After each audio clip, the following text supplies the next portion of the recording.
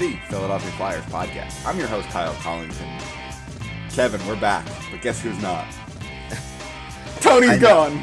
Okay. Tony's gone. Kevin, how are you, buddy? Well, I'm good. How are you? I'm doing all right. Now, the grand scheme of things, that was always expected. Yeah. You know, we had been teasing that for about 3 weeks, but... That is true, and maybe not in the way that everybody thought he was going to be gone. Not in the way that everybody thought he was going to be gone. Not in a way that is supremely satisfying. We'll get into the cap implications and blah blah blah blah blah all that later. But Tony DeAngelo was bought out. In case you missed the news, and we're going to talk about that right here in just 1 second. Before we get into that, subscribe to our YouTube channel. We're doing good work growing over there, and we appreciate your help. Hit the like button too. Thank you.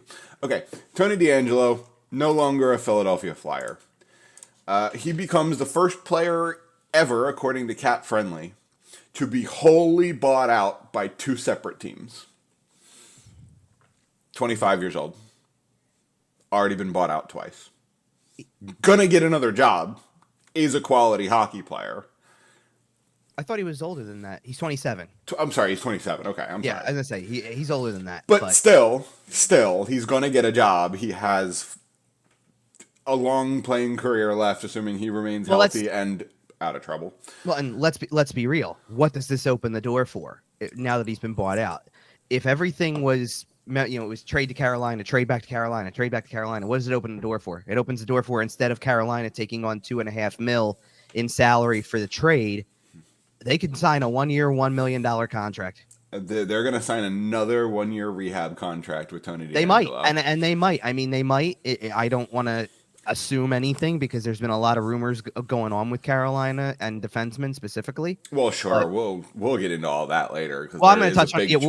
We're going to touch on it during this portion because it's relevant to what happened. Absolutely, there's a monstrous trade around the league that does have implications involving the Tony DeAngelo trade. If it goes through, which is, again, like, you're doing this big if thing, and I guess that's really where we need to start, is what happened to the trade, because we've done 2 different shows now, I think, because we did the show leading into the draft with this, because there was all the stuff with the that was when the Kevin Hayes trade was on the table and all of that, so we did that show, and then we did the follow-up show, which was here's free agency and the draft picks and all that stuff.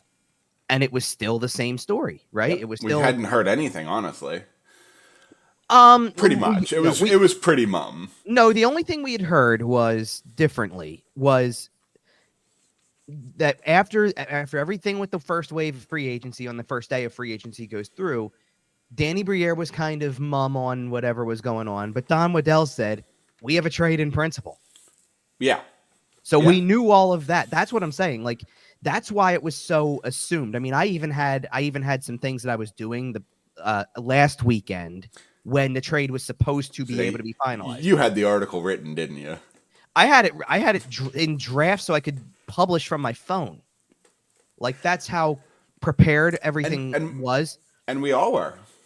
And the thing is that, okay, fine. If you want to go off of technicalities for a moment, I had it ready for Saturday, which was the 8th, literally the 1-year anniversary of the initial trade. And they probably would have waited until Sunday. Right. If you wanted to go technicality, all right, whatever. I was at something both days. All right, so it's not going to be Saturday. Keep an eye out for Sunday. You were locked and loaded with the article. But I also wasn't honestly, I wasn't waiting for somebody to come through with some report about it. I was literally just waiting for a team announcement because that's where it was at this point. Sure. Because we all knew it was happening. There wasn't going to be any new leakage. It was just going to be, hey, here's the press release that this thing happened. Pretty much. And it didn't go down on Sunday either. And that probably sent some signals up in terms of, like... Definitely a red flag.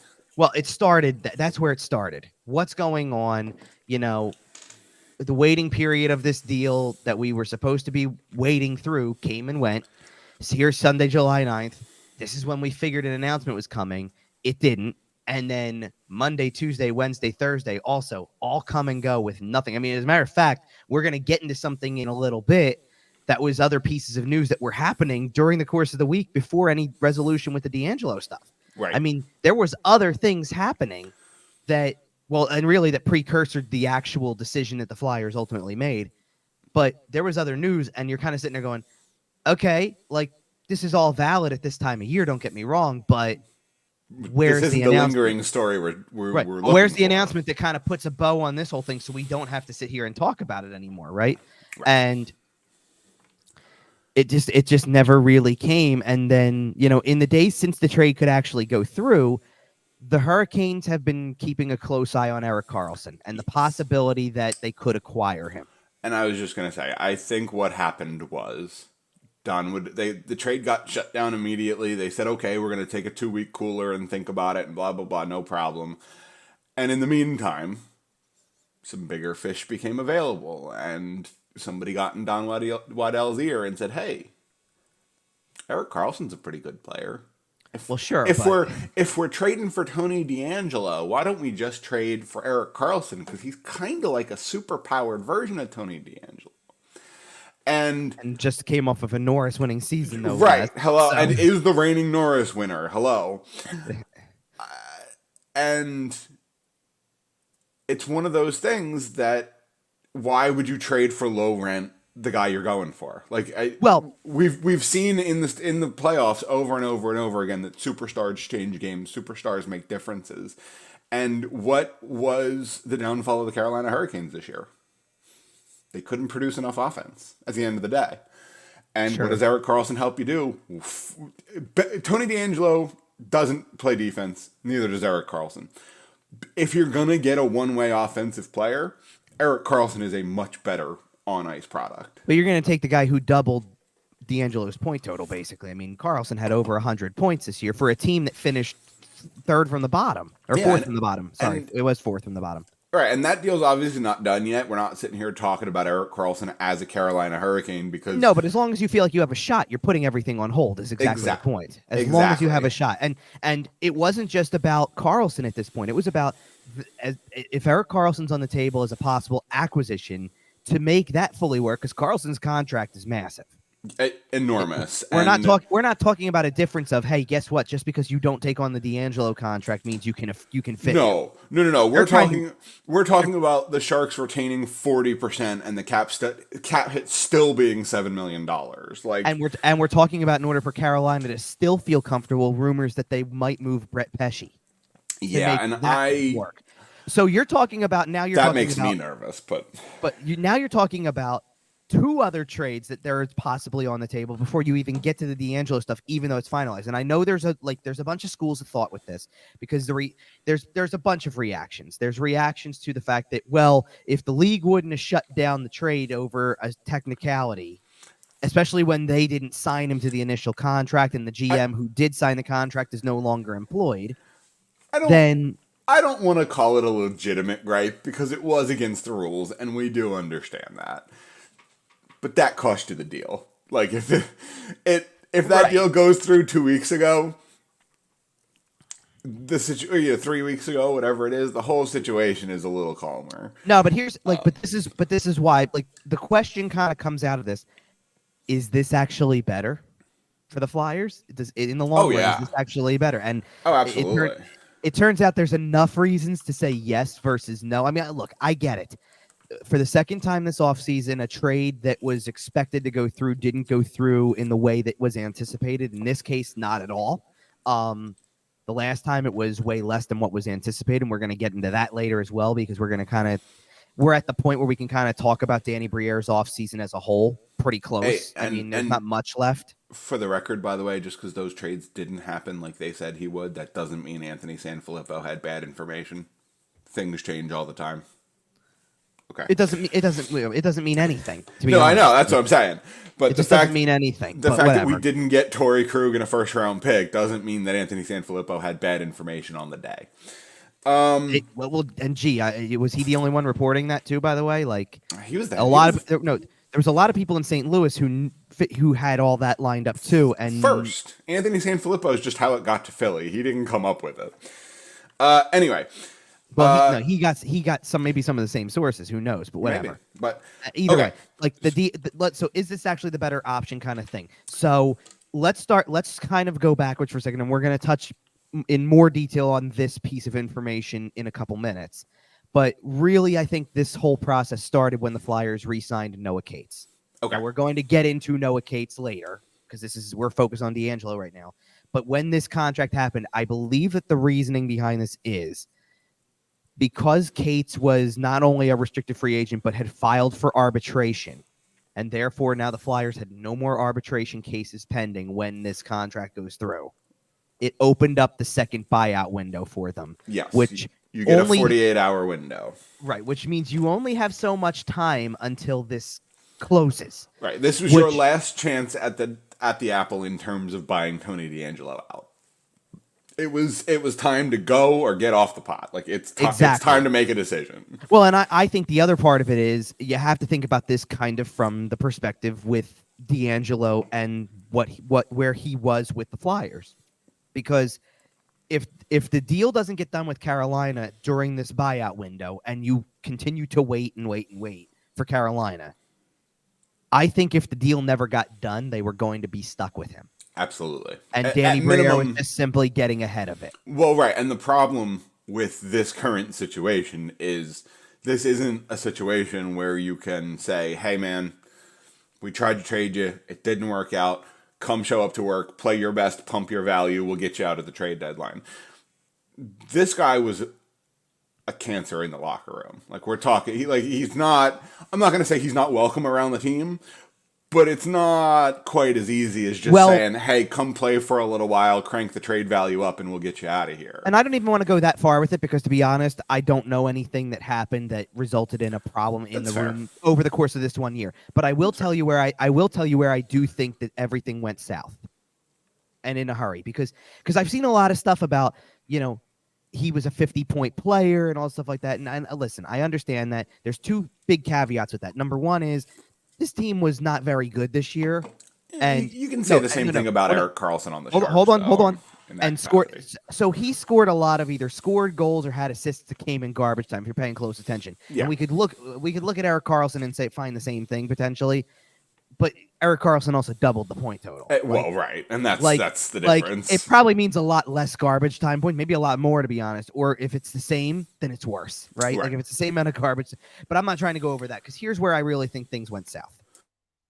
And it's not in the point total, and it's not in DeAngelo didn't have a second, and I'm generalizing the term second half here, but a second half like Kevin Hayes did, where you went from 45 points in 50 games, nearly point per game, to 9 in 31. And it was clearly evident that the investment level wasn't as high, right? I don't think that was ever necessarily the case with DeAngelo. I don't think that he was never going to go out there and play the way that he played. But let's be real about something. Number one, what was he brought in to do initially? Create offense. Create offense and supposedly be a good, he's a power play specialist. And you had the worst power play in the league this year, and it wasn't even close. And that was a step backwards. You weren't the worst ranked power play a year ago, and now you are. So he didn't exactly help that. And then I really trace a lot of things the way and this is me just kind of thinking out loud about it, but I was thinking about it, and my thought was, I think things changed on March 7th. And the reason why I'm picking that date is because you are a handful of days after the trade deadline. Everybody on the planet at this given point in time, or everybody in the Philly area at least, is absolutely eviscerating Chuck Fletcher for the way that the deadline went.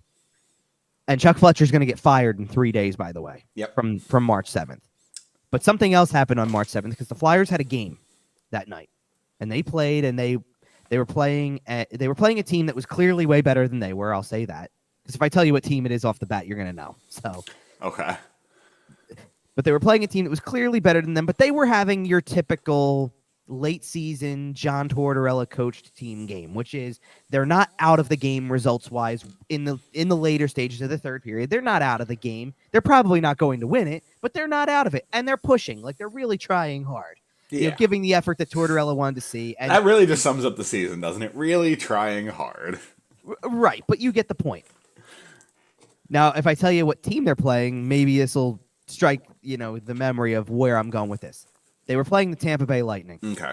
Yeah, I had a feeling you were talking about this game. I know the game you're talking about. Okay. So, very late in the game, trying to make a push, by the way. DeAngelo speared Corey Perry in the, you know what region? In the groin. In the groin, I guess. Yeah, that's the radio friendly way to say it. That's the term we use. Yep. Yes, that's right.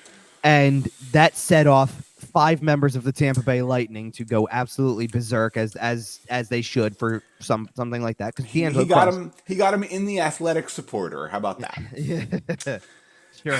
And so naturally, that's crossing the line on DeAngelo's part. Of course. And we all called it at the moment. It's a 1-goal game, Tony. What are you doing? I'm trying to remember if it was even a 1-goal game. I think it was 2 because they lost 5-2. But either way, you're pushing. There's still like 3 minutes left, maybe 3.5 minutes left in the game. He's going to get a major penalty out of this, which, they eventually scored on with like a minute left or something. I don't know, but whatever. I'm not. The details of that part aren't important. Sure. It was because the bottom line was, I think that after that game, that was one of the first times, because all year long, John Tortorella was kind of on DeAngelo's side, to be honest. I don't think there was really any bad blood even there. I mean, it's not that they didn't necessarily see eye to eye all year, but there was an understanding of, in Tortorella's eyes, what DeAngelo can bring if he knows how to toe the line. Right. And it was 4-2, by the way, but the Flyers had been pushing and putting some good pressure on. And regardless, it's like, yes. But you get the point. It was... Well, right. Tortorella was very defensive of what DeAngelo could still bring in terms of an edgy player. I mean, let's put it this way: DeAngelo and Travis Konechny, to an extent, are not that different in terms of the way that they're willing to be vocal. He's defensive Travis Konechny in a lot of ways, and in the way that they're willing to be that player that knows how to try to get under people's skin. Sure, That's obvious.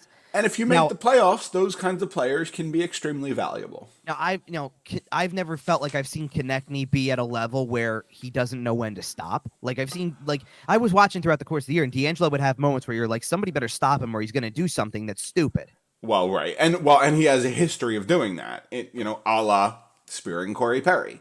And no, I agree that Travis Konechny has. There were a couple times in his first or second season where he got a little hot-headed, but no, he really knows it now. Yeah. He has found the line and knows how to get right up to it. Well, and let's be real about something. There's also crossing the line from where it's just chirping somebody and trying to stir it up to the physicality of it, right? Like DeAngelo starts to get into it physically and then doesn't seem like he knows when to stop. And you've got a linesman who's using every ounce of his energy to hold him back. That's when you're sitting here saying, stop. So the difference is he turns into a little bit of a runaway steam train and goes off the rails.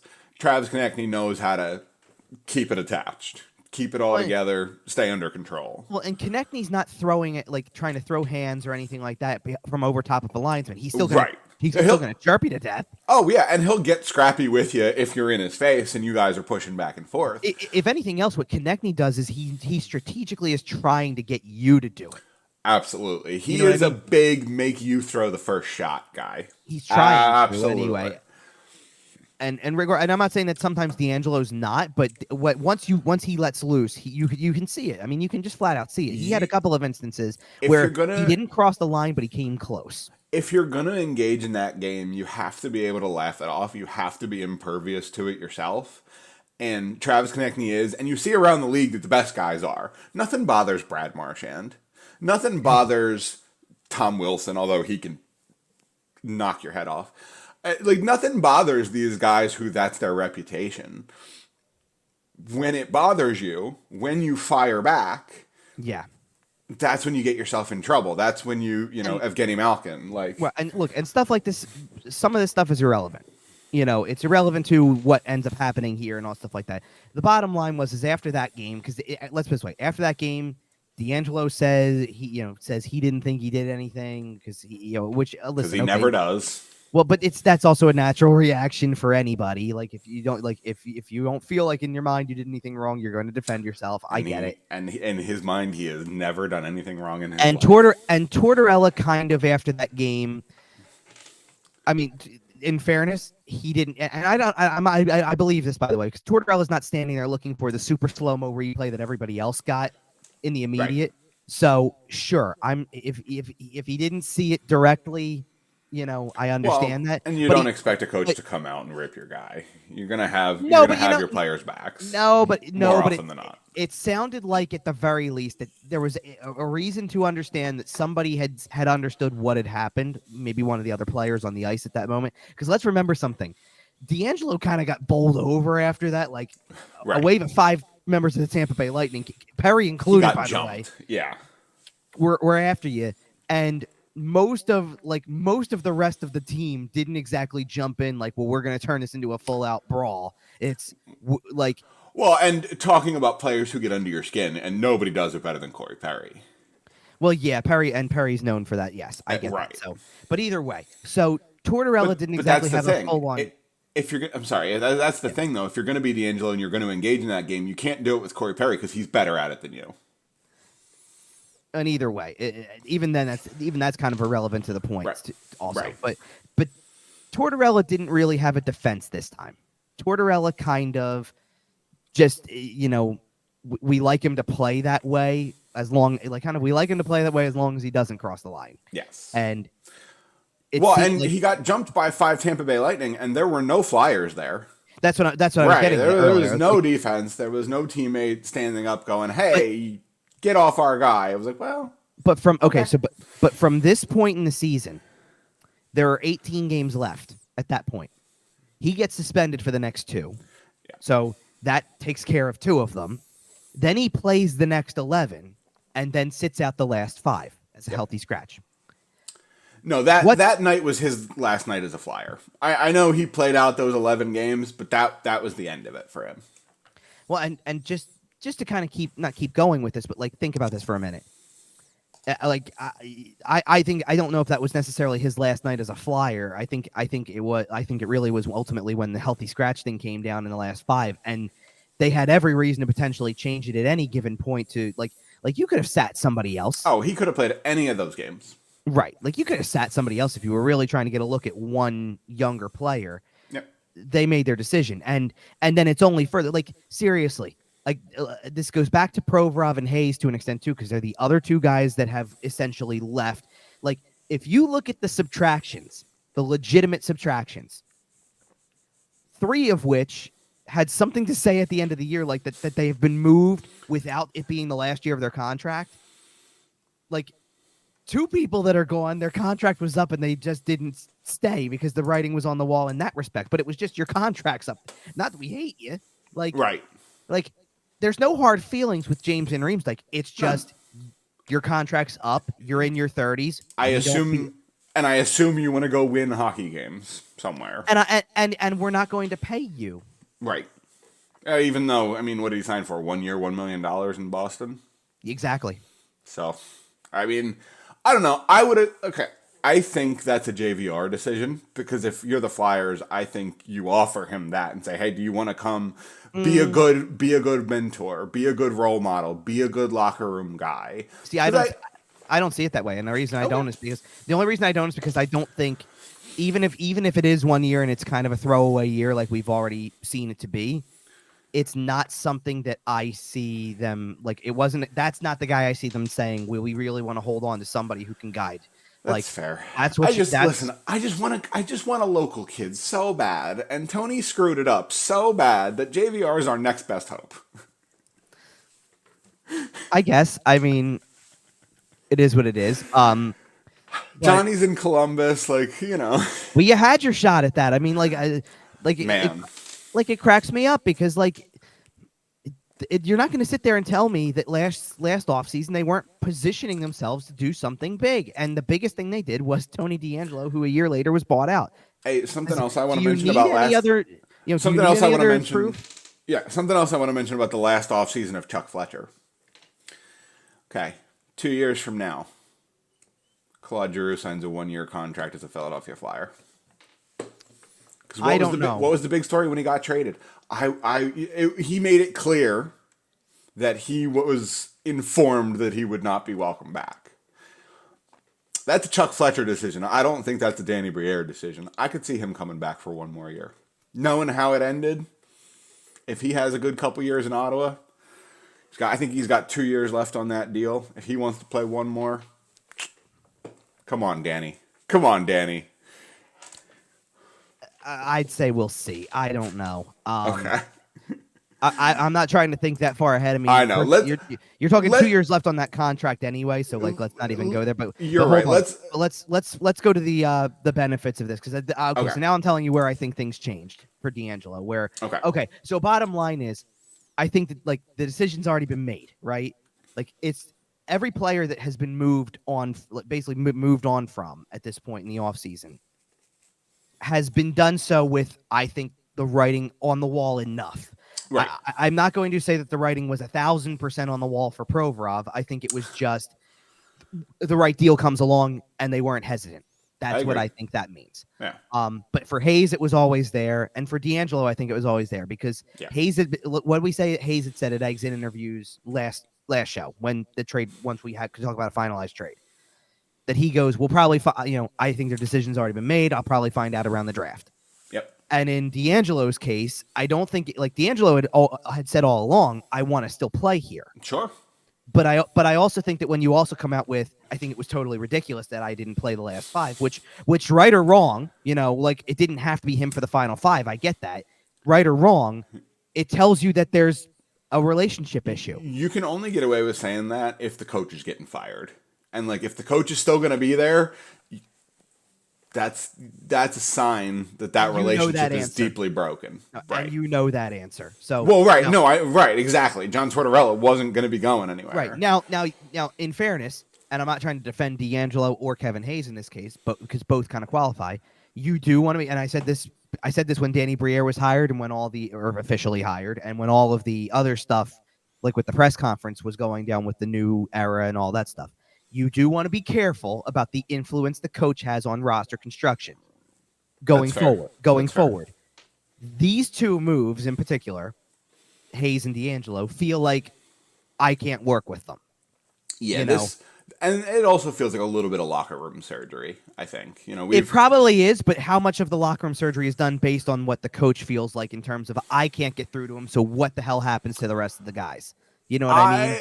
I don't mind the coach deciding who's not there. I don't want the coach necessarily deciding who is there. Like I'm okay with him going in and weeding out the bad apples. I just don't necessarily want him planting the new tree.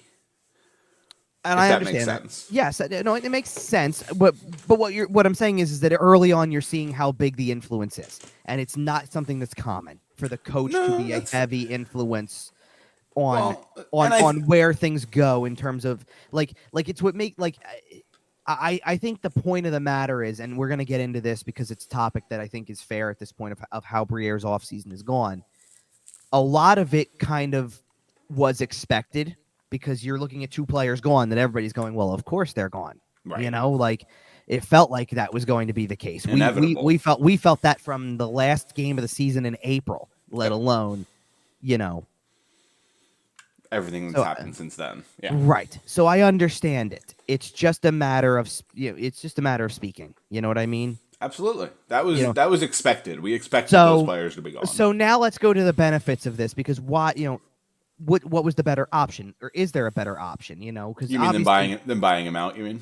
Well, right. Because here's the not the obvious, but here's not an easy answer for it. But like think about it for a minute. You're going from Kevin Hayes trade where it was reportedly going to be bigger than what it turned out to be, and you get nothing more than a 6th round pick back, which is still getting something, but it's not the something that you expected. Yeah, right? When you're retaining for multiple years, and it's right. And half, and yes, all of it. And in this case, for 3 weeks, you're being told there's a deal in place, and you're going to get something in return. We had a name. We even had a name for the prospect they were getting back. He wasn't much, but there was a name. We knew who it was going to be. Yeah, I guess it's if we want to mention it, sure. Yeah, Massimo Rizzo was the name. Massimo Rizzo, yeah. Which he would have fit right in South Philly. Come on. But in fairness, exactly what we said it was going to be, right? A 7th round pick. So a long shot lottery ticket prospect. Long shot lottery ticket. And I told you last week, the belief was he was a guy who wasn't signed yet. So they were it was a rights deal, and that's exactly what this would have been. This is a guy who's fresh out of college. Yep. Like, and it's a nothing trade. It's the nothingest of nothing trades in terms of what you're getting back. Well, and in fairness, there was even a connection that made sense because it was a teammate of Bobby Brink's at Denver. Right. So it was like, all right, that's maybe some little homework. bit of right. Maybe he'll play with him on the Phantoms. Done, like, yeah, you see where it goes, et cetera, right? So what does the benefit of, or what are the pros and cons of the buyout of DeAngelo? The buyout of DeAngelo's contract has one specific negative compared to a trade, which is it lasts more than one season. It extends your cap hit over 2 seasons. The Flyers are going to have cap money that's going to DeAngelo for this season and next season now, as opposed to just trying to wipe away the contract this year via trade. However, the cap hit is lower. This season, it's just a $1.67 million cap hit, as opposed to the $2.5 you were going to retain. Now, it will also be $1.67 million next year, which is $1.67 more than you were going to spend. Right. So it's not big picture, long run. It's not cheaper than $2.5 million for 1 year, but that's it is fair. A lower cap hit this year, and it is cheaper than $5 for 1 year. Oh, for sure. If you just hold and really the biggest pro out of this decision is what is the last point that I have, which is it does prevent the Flyers from having to use a retention spot on DeAngelo, which could be valuable later. They were going to only have one retention spot left if this trade goes through, because they're already using one on Hayes, and they were going to use a second on DeAngelo if the trade had gone through. Now you go through with the rest of the season, the rest of this current offseason, and into next season, and obviously pushing to the deadline with 2 retention spots, which. Yep. And I've been saying since this trade went down that Sean Walker's a prime candidate for this at $2.65 million with a year left. That when you get to the deadline, why wouldn't you eat half of that and say, "Hey, team that's in the playoff picture that wants a contract for a defenseman for $1.3 million, we got you covered." Sure. Why wouldn't you do that? And for the record, on the contract, on the cap hit on DeAngelo, I know we were talking about that. We don't necessarily expect the Flyers to spend to the cap, so I don't think the cap hit is particularly relevant. What is worth mentioning, though, is how much cap space they do have available, just because we've seen a rise in recent years of teams being a third team in a transaction and picking up an asset. We saw the Minnesota Wild do it in, I believe it was the Ryan O'Reilly trade to Toronto. We see it all the time where teams will act as kind of that banker third team and pick up a third-round pick to retain $2 million for a year or whatever it is. The Flyers are a team that can very easily be doing that through the course of their rebuild. Well, sure, correct. And LA this offseason, helped you get Ivan Provorov to Columbus. Exactly. With, way less money for Columbus to be paying. So there you go. And that's the kind of thing. And that's exactly the fair point as well. Exactly. It's not just about your own guys and who can you trade and retain on. It's who can you get with that cap space. Right. It's also when the deadline rolls around, if somebody's really looking for something for a 1-year rental player who is maybe top of the charts, the guy you go after. And do you call or do you either take calls or do you start making calls if you know some stuff and say, we can be the buffer here. For that 1 year. And make this deal work for everybody in terms of cap. Like, guess what? You're going to give us this guy. Or not you're going to give us a second-round pick. Right. You're going to give us a pick for doing this for you, doing you a favor. Right. And I don't necessarily think the Flyers will be in on a third team for like an Erik Karlsson, because it is retention for so long. But if you see any deals... it's 1 year. Right. If you see any deals where 1 year, maybe even 2... if you're willing to pay for it. But yeah, at that point, you're looking at probably a first-round pick if you're retaining any sort of salary for 2 years, just because it takes up one of those retention spots we keep talking about. Exactly. Okay, so is there anything else we want to address here on DeAngelo? We've kind of... Nope. Okay, I was to say, I feel like we've kind of touched everything. He is out of town. He will... as far as we know, the buyout, basically, I don't think there's really ever formal announcements of these things. Like, they already expressed their intentions were for a buyout. Right. So now that he's cleared waivers, it's and he did clear waivers as of Saturday. I assume there's some paperwork to be done, but he is bought out. Right. Cap Friendly has it done. It's on the buyout books. So there you go. Then he is free to sign with another team, and I imagine that will probably wait until the Erik Karlsson deal is done. Just because it has implications all over. Well, we'll see, to be honest, because here's another thing about it. At this point in time, look, DeAngelo gets his money one way or the other to an extent, right. Like you're getting money. So at this point, would he even just take a vet minimum contract, to play for Carolina? Not if somebody's willing to offer him more, but I get what you're saying. Well, and I don't know how many teams are. Is the point? Well, I think there's a real chance that kind of the two big teams in on Erik Karlsson right now are Carolina and Pittsburgh, and I think whoever doesn't get Karlsson might get DeAngelo.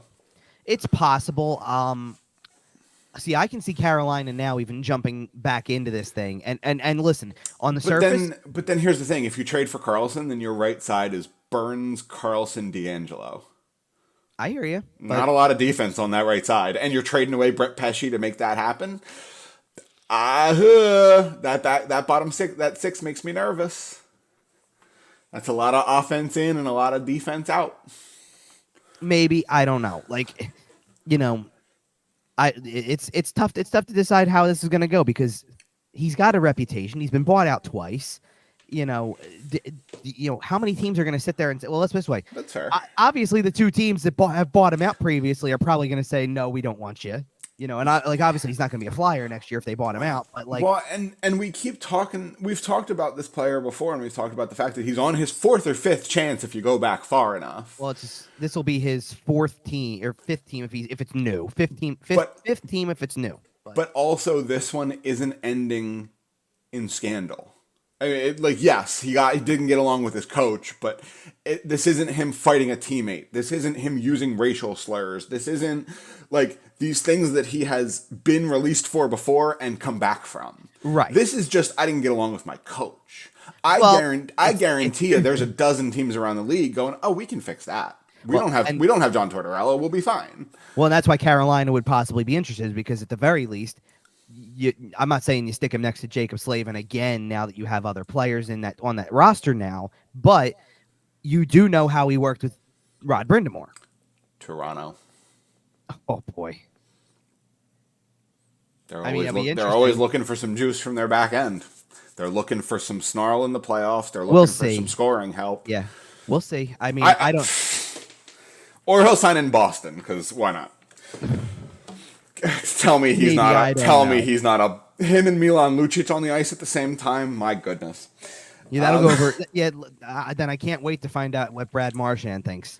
Did you see the pictures of Milan Lucic walking through the streets of Boston? Did you see that video? Yes, I did see it. Looking like Gru from Despicable Me. The shoulders are just man. Listen, Milan, please don't kill me. But that is an enormous man. Enormous man. I'm pretty sure that but saying it that way, I think that he would take that as a compliment. There were other things I saw that were said about that video that he's not gonna. I don't think he's gonna get mad about you saying he's an enormous man. I mean, I did say he looked like Gru from Despicable Me, so that's not the worst thing I saw. That's fair. All right. Know what I mean, God, he's gonna be a Bruin, and it's gonna be infuriating. But let's talk about some guys who are gonna be Flyers for a little bit. Sure, let's go to the re-signings. We got some re-signings. We got Noah Cates, we got Cam York, and we got I'm gonna pronounce this wrong. Is it Lycksell? Olle Lycksell. Yeah. Okay. Olle Lycksell. Olle Lycksell. Everybody says, hey, for what it's worth, everybody says Olle. The European Ola, yeah. Well, remember back at the beginning of camp when he was starting to turn heads a little bit, and we all pronounced it like Olle Jokinen, so we said Olle Lycksell. It's Ola, yes, but nonetheless. Okay, so regardless. Noah Cates, 2 years, 2.625 per year. Mm-hmm. He is currently 24 years old. He will still be an RFA when that deal is done. Correct. I think that's a nice little deal. Again, we're talking about bridge deals here. We're not doing anything earth-shattering. We're not doing anything franchise-altering. They could still trade him tomorrow if they wanted to. I don't think they want to. But this doesn't mean anything in the grand scheme of things. He's here for 2 years at a reasonable number. Right. He is a piece through the rebuild. They're going to evaluate and see what they've got. And that's kind of the case with all these guys. Right. So you might as well just read them all off right off the top then. So Noah Cates was the 2 years at $2.625 million. Cam York was 2 years at $1.6 million. and then Lycksell got the typical 2-way deal, 2-year 2-way. Right. So that's gonna hang on for a couple years like that, and that's nothing more than $787,500. So it's So much all more these bare minimum. guys, all these guys signed 2-year deals. So Right. we talked a lot in our last show kind of about that 3-year window, and this starts setting you up for that, right? This is where you see Danny Briere starting to set up for that. Yeah, now I saw a lot of stuff. There was a lot of comments about why not go longer term with Cates, I guess. Well, it's so he's still an RFA afterward, I assume. It's also that, like, let's put it this way, because I have all this filed, and I didn't write any notes about each individual deal as much. I just wrote more of a kind of why the bridge deal thing, because bridge deals were very, obviously these are all bridge deals at this point. Everybody got a 2-year deal, Sure. you know. And bridge deals are a fad. They go in and out. Well, and at this point, think about something for a minute. Has Danny Briere signed a contract longer than 2 years this offseason? I don't believe nope. so. You know what I mean? So, and we're going to get into free agency around the rest of the league, because we didn't really talk about that much on the last show. We did mostly just the Flyers angle of that. Not a lot of players were getting long-term deals. In fact, and I'll save this kind of more for when we get into all of the free agents and some of the big ones, because we'll talk on a handful that I guess stood out to us. We're not going to go through every signing, okay, right. obviously. But I wrote an article about the bridge deals that the Flyers were making with Cates and York specifically, and actually as of publishing that article, and it changed later that afternoon, of course, but as of publishing the article, had the number of contracts that were signed to that point from July 1st on, and how many of them were more than 2 years. And how many of them were more than whatever number of amount of money. And the numbers were staggering. Like, you're talking about contract numbers in the hundreds, and you're talking about maybe 20 that go to a certain level. You know what I mean? Like, we see a lot of hockey players betting on themselves. Yep. And betting on the cap to take some big fat jumps over the next couple of years. Well, and one of the things I wanted to say about this is, like, because the cap is expected to rise significantly over the next 2 off seasons, correct? And not only are we and yes, exactly what you just said. That means players are taking chances on their performance, their health, and all this stuff to get a bigger payday. That is true. There is also another angle of that, which is that I believe that the Flyers had full interest in going long term with Noah Cates. Okay. I think that they wanted to, and I kind of speculated more along the lines of, let's say Joel Farabee's deal, a 5-year, $5 million a year extension, which is nothing, it's not too, that's probably in the long run, not too much, not too little. No, it's probably about just right. And it might even be a little light if he turns into a 25 or 30 goal scorer, which he's got the potential to. Well, sure. I mean, he had 13 this year, so you're basically asking if in the next 5 years can he double his goal scoring production, and can he get from, what was he at this year? I think 38 points. Can he turn into 70? Right. Because at that point you're underpaying him at $5 million. Well, exactly, especially for what for the potential of what he can do defensively. Now, Cates had elected for arbitration, and he was the only player who did. Ultimately, it wasn't needed. But I think that's where the difference was, because I think that the difference in terms of what makes you go to arbitration on this potential contract is the Flyers were probably offering long-term and underpaid in the long term, versus I can take the low pay, but and I don't think this is Cates specifically. Give me a chance to get a raise in a couple of years. But I don't think this is Cates by himself. They've got agents, of course, right? Of course. I'm willing to bet Noah Cates didn't have a ton to do with this process. Of course he had input. I think that Cates' agent is telling, like with anybody else, is telling any player, in 2 years, look at where the cap is supposed to go and what we could do then. Right, and the quick little brief explainer for people who aren't keeping up on why the cap is going up. So basically, the cap's been flat since COVID because of all the missed revenue, because of all this and that, and because the owners lost so much revenue that the players owed the money. It's a whole escrow situation that we're not going to dive into all the details on. But they've been paying them back over the last several years. And it's expected that the last payment will be made this fall. And the players will be completely caught up, and they will not owe the owners any more escrow. And then, when all of that is taken into consideration, when they do the hockey-related revenue calculation, all this TV money deal from ESPN and TNT will finally roll in and affect the hockey-related revenue, disregarding that escrow situation because that is now resolved. All that money will roll in as hockey-related revenue, and the cap should be expected to bump pretty significantly. Maybe as high. We've heard estimates in the range of $4 to $4.5 million next year, which after several years of flat or $1 million raises is a monstrous increase. Let's put it this way, because Cap Friendly does, like, when you look at a team's page on Cap Friendly, they do a full summary, right? And they tell you where the roster stands, all that type of stuff. The salary cap this season went up $1 million, and it's $83.5 million. Yep. Next offseason, they have as a projection for the salary cap, the upper limit of it, $87.5 million. That's a $4 million increase. That is, and then 5%. That's a significant bump, just in and of itself. And then the year after that, they have it going to $92 million, which is another $4.5 million. So you're talking about $8.5 million potentially becoming available to teams in 2 years' time. Well, and that's the offseason we're talking about, these contracts ending. Right.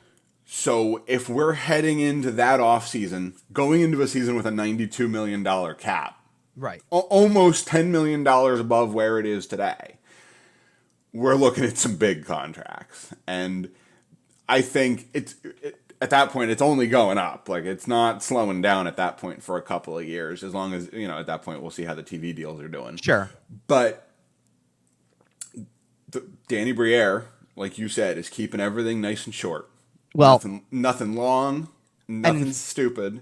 Get yourself in a situation to take advantage of all that cap space. Well, and in fairness, I also think that this is another area where I think the arbitration case would have come in, is I think that if they were going to go short term like they ultimately did, they didn't want to go into, I think Cates would have preferred, or Cates and his agent, let's just say, would have probably preferred the 3-year deal and said, let's go 3, and then he's a UFA. Yes, exactly. Now he hits the open market. And that's why you bring Cates to 2 years, because then you still get a negotiation with him where you're relatively in control. Right. You still hold the rights. He's an RFA. You can qualify him first. I was going to say, he can run that trick where he accepts his qualifying offer, plays the 1 year, and walks himself to free agency. But we'll see what kind of player Noah Cates is at that point. And you have 2 full years to negotiate with him. It also, in fairness, usually with RFAs, qualifying offers are formalities, and they know that. And if the camp is going to sit, if Briere is on the side of the Flyers and Cates' camp is on the other side of this, and he has 2 really good years, and the negotiations start at a really good point, honest to goodness, if he does enough to elevate his status over the next 2 years, and I'm not even kidding when I say this, if you're opening up the cap for another near $9 million, and there's other players, by the way, in 2 more years who will be gone also. Exactly. So if this is one of your potential foundational pieces, so to speak, and I say that, I'm not saying that he's the guy who projects to be foundational. He's one of the first players coming out of your core or out of your rebuild. Yeah. Kind of, yeah. Yeah. I don't feel strange about saying this at all. Don't be surprised if his next contract is in the same vein as what Sean Couturier is making right now. Yep. Seriously. Don't be surprised if it's a long-term and near $8 million deal. And you know what's going to really complement that nicely? Matvei Michkov's 3-year ELC.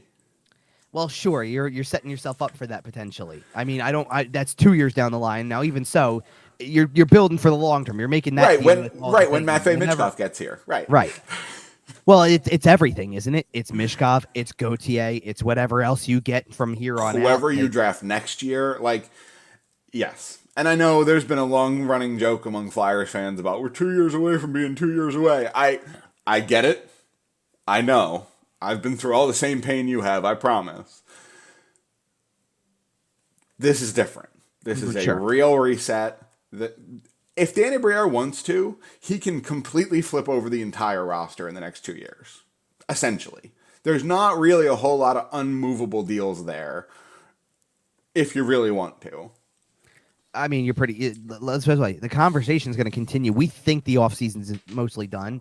Sure. The conversation is going to continue. And for what it's worth, because I do want to point out, with with the rest of these contracts first Yeah, before we move on, because there's not a lot left to do with these either. No, most of what I said for Cates also applies for York. Well, and I wanted to go into something with both because of the fact that I want to make sure I'm looking at their numbers really quick, because that does kind of play in a little bit. Like we just said, Cates had 13 goals, 38 points. This was his first full season. If you're assuming that things go up, like what's a legitimate, and I'm not trying to say he's going to get there, but what's a legitimate goal for next year already?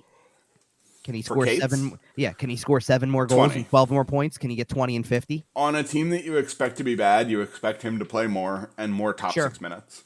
Yep. So I think 20 and 50 is a supremely reasonable goal for Noah Cates this year.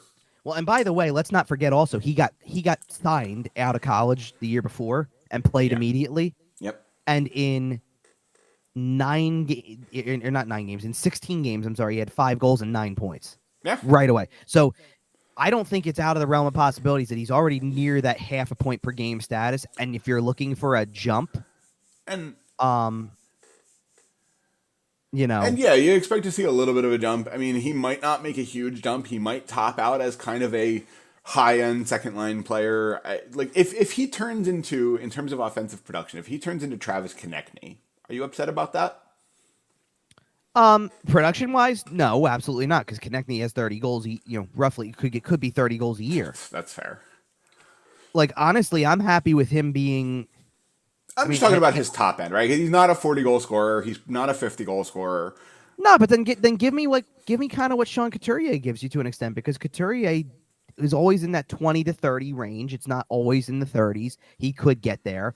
And I'm not saying that I think that means that Cates is going to get there, but if that's what he can turn into, are you going to have a problem with that? I mean, there's a chance that in a couple of years he's not even your best center. That's fair. I mean, I think ideally you don't want him to be. I could see him as a guy who ends up on the wing too, long term. I like him. He's good in the center, but I could see him. Well, and here's the thing with if he's playing in the top 6. And here's the thing with Cates, if you go look at it, like his ice time last year was like something in the range of 17 minutes, I want to say, per game. That's going to have to take a step up, obviously, if he's going to make bigger money in a long term contract. It's going to have. He's making real player money now. He's not making prospect with a shot money. Well, and that's. Well, and there's balance. There's balance to that. I mean, you don't want him playing 20 minutes a night if you're not going for the win per se, right? Like if it gets. Well, no, I'm saying if a game gets. I'm fine with him playing 20 minutes most nights just to get the reps. You know what I mean, though. I'm saying if a game gets out of hand, then you balance it out, and it's next thing you know, you're just resting guys a little extra, and it's don't push the envelope. When a game gets out of hand, that's what Garnet Hathaway is here for. That's what. Well, I know, but you know what? But that's what I'm saying. You're going to see the guys who don't play like that play more when the game is a little bit more out of hand. That's fair. The other thing has to, you'd like to see a boost to the offensive numbers for the long-term deal, and maybe this goes to your point because it could influence it down the line, but he's been a center the whole time. His face-off percentage is a little low right now. Get it up, get it higher. Get it. Well, can you get it to the 50% threshold that makes you more successful in face-offs than not? I would also be interested. And then we'll talk. I would also be interested to see him play alongside, and not literally alongside on the ice, but play on the same roster at the same time as Sean Couturier. Sure. We can find that on him a little bit, and we could find that out as soon as this season. So that's sure. Well, and I think because I think Sean Couturier at this point is your leader. I'm looking at this team, and whether he wears the C or not, especially, I think he's probably going to be your leader on the ice. I don't know about his role in the locker room, of course. I know Scott Lawton is a big voice. But if Sean Couturier can come back and be relatively healthy and step up, you know the answers by now. I mean, you know who the most veteran guys are. Couturier's one of them. Cam Atkinson's another. Scott Lawton's another. Who said he expects to be ready for the season opener, by the way? Atkinson? Yes. We'll see about that. Well, everything with those guys is a we'll wait and see. I mean, I'm not sitting here, at the very least, I'm not sitting here banking on getting 82 out of all of those guys. I have a pit in my stomach when it comes to Sean Couturier. It's not something I'm wishing, it's not something I'm hoping for, but I just have this sinking feeling he's not going to be playing a whole lot more hockey. And you could be right about that. You could be wrong about that. I don't know anything. And there's no way. And the other thing is, it's really hard to know anything in the summer. while they're on their own and doing their own thing for the time being. It's different story when we get to training camp in September and we can start really documenting certain things. Hey, this is what is going on over at practice, or they tell us Ryan Ellis is going to play for the 400th time. I don't think they're telling anybody that this time around. I know. I'm pretty sure he's LTIR retired here. Pretty much. Yeah. And that's kind of beside the point. And then so I guess sort of my point was, so you looked at Cates' contract and what he's given. Go to Cam York for a minute. And Cam York had 54 games last year, 2 goals, 20 points, which is for 54 games to 20 points is actually kind of nice when you think about it. Not bad. Right. And overall, last year at the AHL career AHL. Last year at the AHL, he played 20 games, 3 goals, 13 points. Career AHL is 62 games, 7 goals, 30 points. And interestingly enough, NHL is 87 games, 5 goals, 30 points. So he has the same number of points at both leagues, by the way. Different game totals. But this is what I was getting at. He's also gotten more comfortable the more he's played at the NHL level. Oh, sure. No question. The thing is you can look, and I don't know if I'm trying to think if this is, you can count the games. I listed for Cates. You can count the games, 82 this past season, a full season, and then 16 at the conclusion of his college career when he signed after playing in college. So do the math, and I can do that math quick enough. It's 98. So he's got less than 100 games, and now I just said with York, it's 87. Are you making these big-time, long-term commitments to 2 guys with less than 100 NHL games? Oh, when everything is cap is firm right now, got to ride it out kind of thing. Are you making that right now? Probably not. So, this is exactly what it is. This is the let's see what they've got kind of, thing. And I think for York, it makes way more sense. Does Cam York run Power Play 1 this year? He should. They do need. I mean, they need to work. One of the things that needs to be done with Cam York, and it's a conversation I've had in the press box multiple times. Not necessarily coming from me, but I've heard I've been part of conversations about this very topic. They need to work on his shot because his shot doesn't have the accuracy that it needs to be a power play quarterback. I also don't think he has the confidence in it. Well, that's fair too, but that's why you get him a specific get him a shooting coach. Well, exactly, but you know how they do these skills practices. Sometimes they don't make it a full coach. Somebody get this man a shooter tutor. I mean, pretty much though. You need to. That's one of the areas that he needs to work on. I think he's actually been pretty fine, all things considered, everywhere else. I'm saying fine, not great. Right. Well, and give the kid a chance. This is his first time going into an offseason knowing that he's very likely to have an NHL job on day one the following year. He can spend the entire offseason kind of working on his skills and developing himself up with the confidence of knowing that he's not going to have to grind through Lehigh Valley for 2 months. Well, exactly. He hasn't had the benefit of playing a true full season yet. Once he got called up this past year, yes, he did get to play the rest of the year. He's up now, right. But it's different when you have the offseason. And it's different when you go in and feel like you can see, I'm going to use this again because the writing is on the wall with this one as well to an extent, but in a different way. Not the writing's on the wall you're getting sent out somewhere. I think the writing's on the wall that he's making the team out of camp. Absolutely. Instead of being a question mark, even last season it was, is he gonna make? And then he ultimately didn't. Right. Tortorella put him through the ringer, and then he didn't make it. And I think it will help his confidence. Going through training camp, watching other guys get sent down, watching other guys kind of fall away, knowing that he's not, that he is secure, that he is going to be there. He can pick he can get his locker stall situated, knowing he's not going to have to move it. He's on the roster. And I think that'll be good for him. Well, exactly. And that's important. It's important for him to know to know that. And it's important for him to be, in that position and all of that. So, sure. And I think that, when you saw, I'm trying to remember which one came first because they weren't announced at the same time. They were announced on the same day, not at the exact same time. I think it was. Cates was first. Yeah. So when Cates comes out, you're like, okay, it avoids arbitration. You knew he was probably looking for a bit of a bigger payday, and I wonder if they would have I wonder if he would have taken a little less money than the 2.625 for 3 years. Probably. To have 2.4. Because he didn't want the long-term deal, but I think he also maybe like they were trying to figure out a way to get to that 3-year mark. So I think they had to up the money to get him to agree to 2, and that's what it came down to. One of the things I do believe, when York's came out, is I thought that like just hit right on the money. Like, I don't think that there's anything wrong with that value. It feels right. Everything about that contract feels right. I'm not saying that it doesn't feel right about Cates's, but I think that with Cates's, you knew that there was a lot more in play. Like, I don't think York was out there actively hunting for get me to UFA status, get me to long term. I think it was straight up like, hey, listen, you haven't played that much. And here's 2 years and $1.6 million. And like we mentioned before, if you did overpay somebody a little bit right now, it's unlikely to really affect the team, especially just over 2 years. They're not going to be up near the cap. It's not going to be a problem.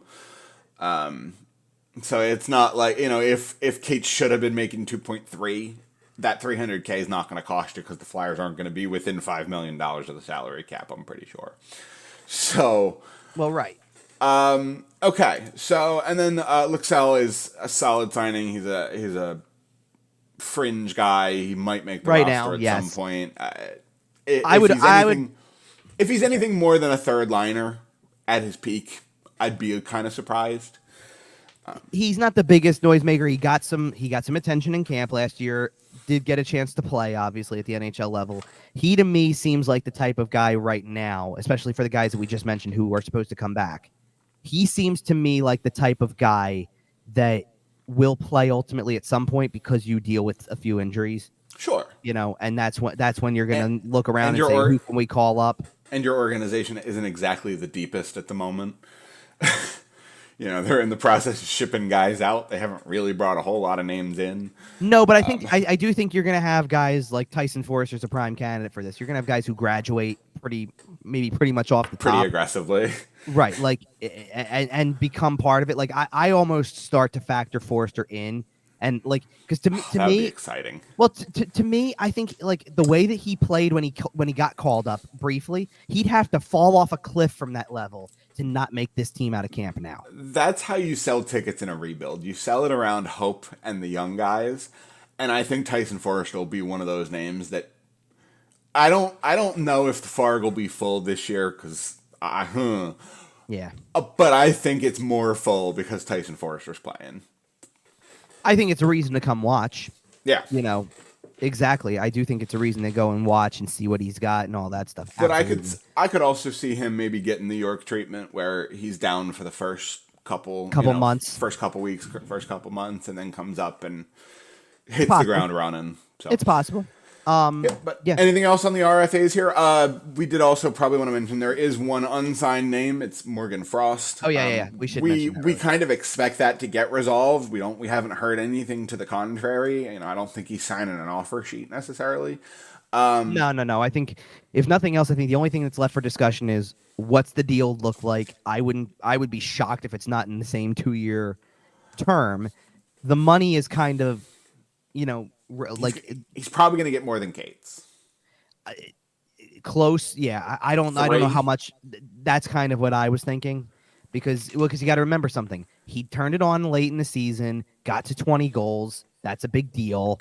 I wonder if it's another situation where the Flyers are kind of pushing for a little bit of a longer term deal, because would you do 5 or 6 years on him at $5 million like you would do for Cates? I don't know, only because he didn't reach 20 goals exactly. He got to 19. My bad. Okay. But either way, interesting because you said you would do 5x5 on Cates. Would you do that? You wouldn't do it for Frost? Only because I haven't seen the consistency. Like, the consistency finally started to come around in the second half with Tortorella. I think you need to see that continue. An injury? What, Frost? Yeah. Was he hurt? Not last year. Okay. But because I don't disagree with you. It almost seems like he's been a little bit of a slow start on his NHL career. Well, and in fairness, also, you're talking about a guy who also, same thing, just completed his first full season. Right. Also played the yo-yo game. Well, because let's put it this way. he had 20 games in the year that they had the really successful run. They kind of didn't need him up because they were playing so well down the stretch of that season. They didn't need him to play at the NHL level in 2020. Right. Then the shortened 56 gamer in 2021. He basically played in the minors the entire time. He got hurt. That was the year he got hurt. Yes. And didn't really, and so he only played 2 games. He was hurt. That was the end of that. 21-22, he plays 55, but again, the numbers don't line up for this. He gets, 55 games is well over half of the season. Yeah. 5 goals, 16 points. He plays a full season now under Tortorella and gets you to 19 and 46.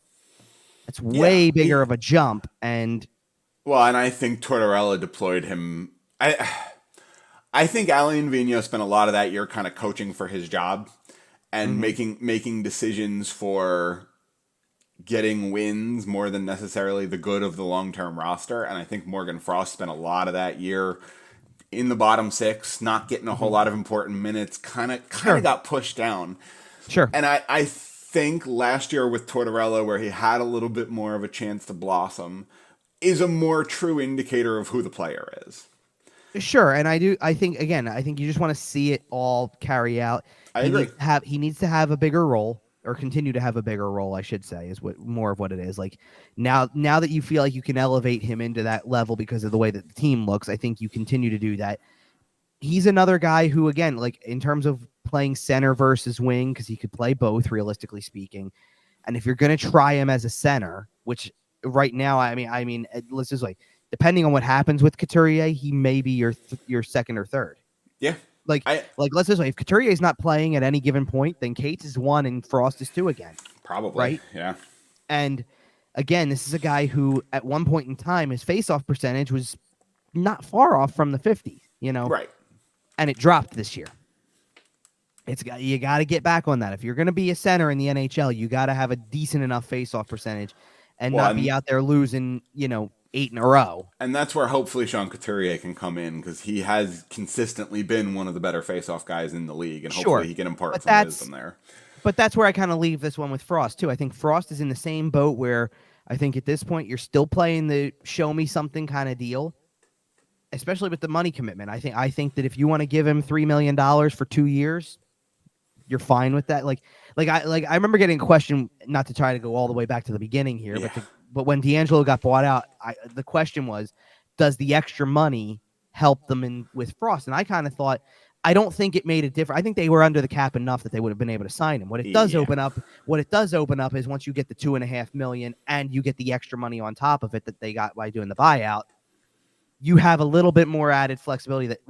There's 2 things. One, whatever Frost wants or whatever you're going to give him, I think now you can firmly say you will get there underneath of the cap threshold, that you don't need to make any decisions.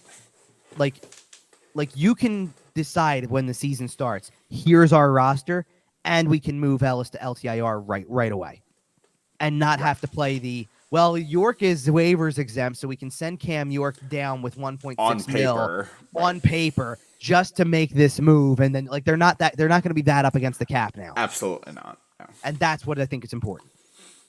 Absolutely. So that kind of puts a nice little bow here on this. So that brings us to kind of the overall picture. Now, obviously, we've talked about the fact that there is still Morgan Frost unsigned, so Danny Briere is not quite done with the responsibilities he has this offseason. And obviously that's setting aside any sort of trade that we may see. Right. But generally speaking, how do you think he's done so far? So I guess I want to start off with the reason why this is such a big topic of conversation. Yes, we're kind of at the point where you can evaluate it. Yeah. But I think we should cap this off with a letter grade, by the way. Oh, you want to see? You can, I guess. I wasn't going to, because if you want me to answer the question straight up, I think Danny Briere has done a fine job. I agree. A fine job. It's not go out and scream from the mountaintops how great it is. It's not terrible. It's right in the middle. I got him at a B-. I think that's fair. That's relatively fair. It's not outstanding, but it's not terrible. You right? lose a couple points for the Carolina trade falling apart, which wasn't really his fault, but it is what it is. And you lose a couple points for Kevin Hayes, because that's not a great trade. You're retaining for 3 years. You're retaining half for 3 years, and all you got back was a 7th round pick. Right, and I think this is where I'm going, and this is where I'm going with this in my notes, because if you're saying B-, I think that's accurate. Like, it falls in the range of it. It's fine. It's not great. It's not bad. It's Your fine. RFA contracts were solid. Nothing, no insane deals. So here's the thing: how do we get here? Because there was a lot of conversation. Because there's people who sit there and like. And in fairness, I understand why there's people on both sides of the spectrum. There's people who look like, and I think there's people taking it to extremes, by the way. Like, in terms of the Hayes trade and the DeAngelo trade, like, not being what they were supposed to be, or this falls apart, or better yet, this much information being out there is leading people to believe this is, loose lips in the organization, got to tighten it up, all that stuff. And I understand where that comes from. I get it. I don't think that was really all on Briere completely. I think that's, you're working with another team. I mean, let's put it this way: you're worried about the Carolina trade. Don Waddell told you it was in principle done. Right. So whose fault is that? Whatever. Right. That certainly sounds like Don Waddell went, never mind. It's not done yet. It's not on paper. Or at the very least, that exactly what we thought can happen happens, which is, oh wait, that's out there. I want to wait a little bit on this. This is my backup plan now, or maybe I can do both, but I got to wait until this gets done first before I can do the other. So absolutely. So you're just stringing somebody along. I understand it. And on the opposite side, I do think there's also people out there who are going to start, and this is going to happen. Because this is what happens in the social media world that we're in and things like that, where people are going to be one side or the other, and maybe to the extreme. That there's going to be people that think it's a great offseason just because of what's no longer around. I think you're taking out the trash, so to speak, right? I think addition by subtraction has some value to it, because we all agree that the Ivan Provorov trade was fairly spectacular, right, in terms of return. I think it was really good. Yes, it was really good. Okay, say it that way. You get rid of Kevin Hayes, you get rid of Tony DeAngelo, and you get rid of the guy who sat out a game of warm-ups this year. We're not going to get into all that again. No, we don't need to do that. And that's not even the reason for the trade specifically. I understand, but I wouldn't be surprised if it had a little, well, they said they said it didn't, but that's. But I think we're looking. We don't need to rehash all that. I think we're looking for a culture reset. I think I've talked about Kevin Hayes running this locker room for the better part of the last 5 years. And somebody stepped in and told you whose locker room it really is, kind of, yes. Right. That's where the coach thing came from. This is what we talked about with Tortorella. Like, it's as much that has as much to do with culture as it does with how good of a hockey player they are. Absolutely. Like, seriously.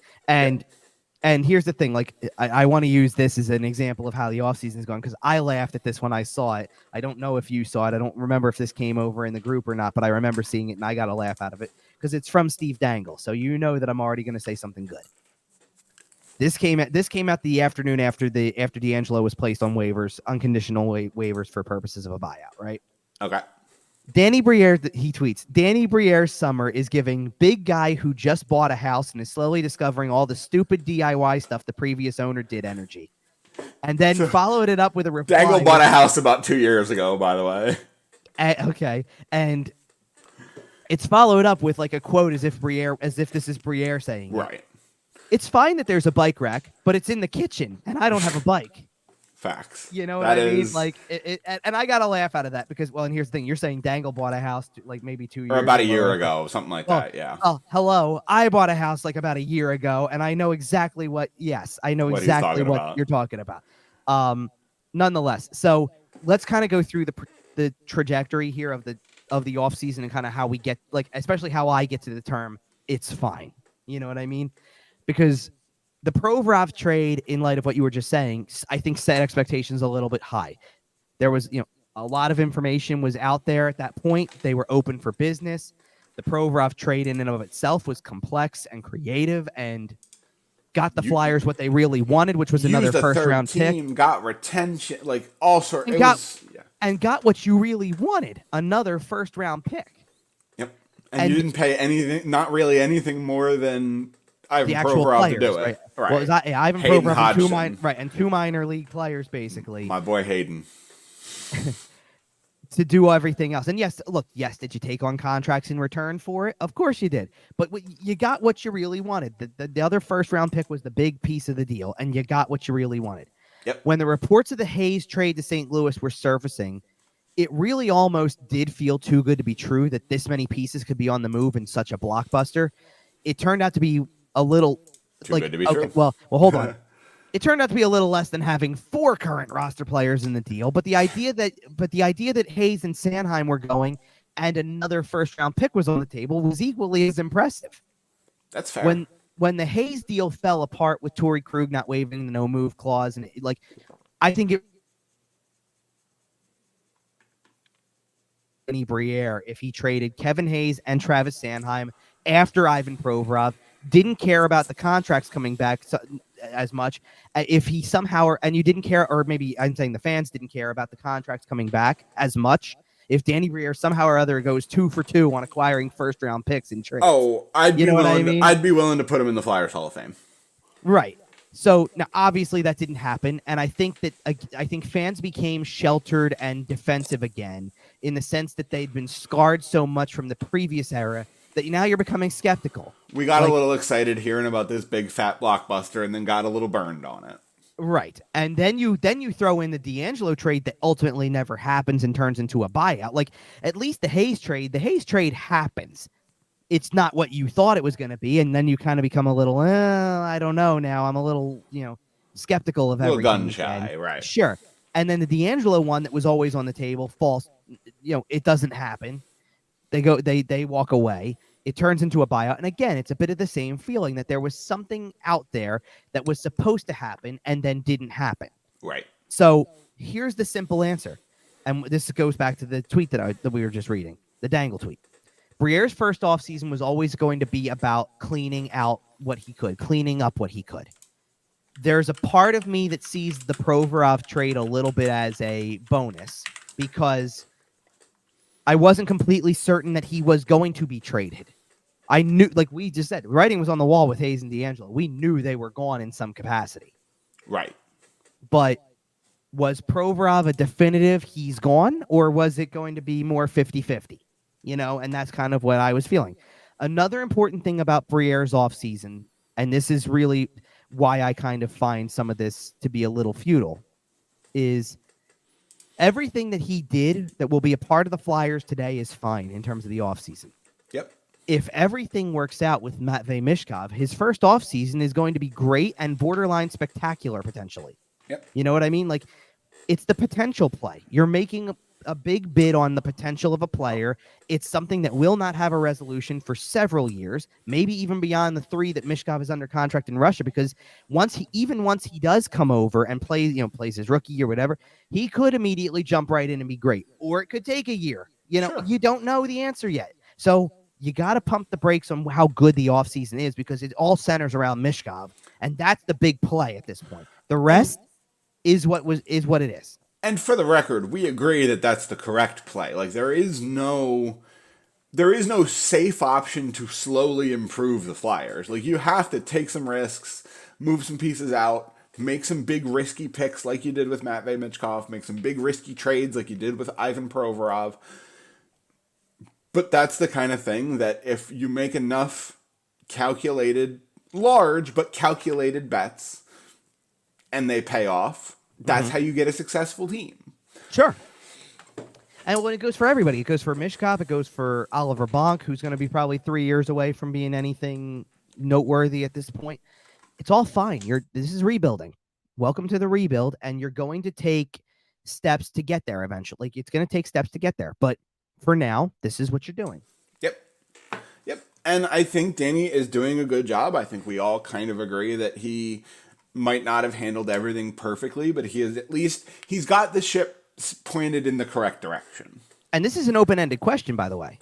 It's still an open-ended question because you can get through certain parts of this. Like, there's no saying that this means they're done making trades. I was going to say, and the offseason's not even done. Like, they could still go out there and trade Travis Sanheim or whatever. It's harder now, but and the bulk of the offseason's done. So most teams, like I even saw it kind of pitched is if once Danny Briere can get Morgan Frost signed, it's set up with the way that the cap is that he can get Frost signed and go sit on the beach for the rest of the summer. if he wanted to. And I understand that's not what they're doing. Like, you know what I mean? But like, that might be his plan. Ocean City's nice this time of year. But either way, like, he strikes me as more of a Sea Isle guy. Don't they all? No, because for a long time Sea Isle was dry. So for a long time, Yeah, fair enough. no. Okay, fine. Recently, don't they all? That's fair. I mean, for God's sakes, I just saw a story the other day because, and this is a good time to get into the rest of the league stuff because, so Bruce Cassidy just had his day with the Cup fairly recently. Oh my God! Did you see what he came out to? Yes, the Bruins goal song, right? He came out to the Bruins goal song. Oh my God! It's so good. Where I was going with that is one of Bruce Cassidy's assistant coaches is John Stevens, who apparently is having a kind of nice quiet day in Sea Isle City. Flyers legend John Stevens. But he's having a kind of quiet sort of day right there. Stevens seemed like a Sea Isle guy, even when it was dry. Always seemed like a good. He dude. said it was seemed good. like a nice, chill family man. Yeah. It was, but either way, it's a good But it's funny that you're bringing that up, like about sitting on the beach. Also, like we're bringing this up, sitting on the beach for the rest of the summer. That's by the way that's a whole thing too. So, that John Stevens is taking the Stanley Cup to the Jersey Shore. That's awesome. That is. I shouldn't say just to the Jersey Shore, to his shore town where he actually has a place. 1998 Calder Cup captain. John Stevens. Yes. Oh, I had that VHS tape growing up. I had it legitimately home recorded on a VHS tape. And one day my grandmother recorded The Bold and the Beautiful over it. Pain. Anyway. But wait, there's a fun twist ending to that. They wrote a letter to the Flyers. The Flyers sent me the commemorative tape. Oh, cool. With the official label on it, Calder Cup Championship Game 5, the score, the date. It had the pep rally on the back half of the tape. Classy organization. Anyway, pretty cool. Danny Briere's first offseason, again, not quite to a close yet, but kind of through all the big hurdles here. Yeah, and again, it's fine. He did a fine job to start with, and you know what it is. What you saw was competence. You saw direction and competence, and that's about as good of a first step. Revolutionary in Philadelphia. Well, and that's why I think there's people who go overboard with how good it really was, right? It's an A++++. It was good. He did a fine job. He knew exactly what needed to get done and did it. He successfully as much of it as he could, right? As much of it as he could, and didn't, for things not going completely according to plan or based on the way that they could have gone. Like again, you had to deal with Sanheim involved. Sanheim's the only piece he didn't actually move. He still moved Hayes and he still moved DeAngelo, despite the fact that it didn't all go through in the same deal or wasn't a trade at all. He still moved the pieces that were intended to be moved, and didn't sometimes you got to turn to plan B, C, D before you get something done that you just want to get done. Absolutely. All right. Speaking of pieces that moved. Yes, all sorts of free agents. It's time to play Where's That Player? Kevin, I'm going to rattle off some names. I want you to tell me where they currently play hockey.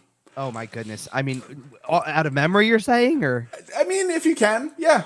I have the cap-friendly list up, and I'm looking at the very bottom of it from July 1st to go off of where people signed. So if it's not right in front of me, I don't know how long I'm scrolling to find the team. So I'll take a shot, though. I'll see if I can remember. But we'll start you off nice and easy. Okay, fine. Go ahead. Where's Milan Lucic? Boston. Okay, he's back in Boston. Where'd Blake Wheeler go? The New York Rangers. Okay, keeping it easy. How about Nick Bonino? Nick Bonino, I think, also went to the New York Rangers. Yes, he did. Dave Riddick's got a new team. Oh, that might be one of my first tough ones then.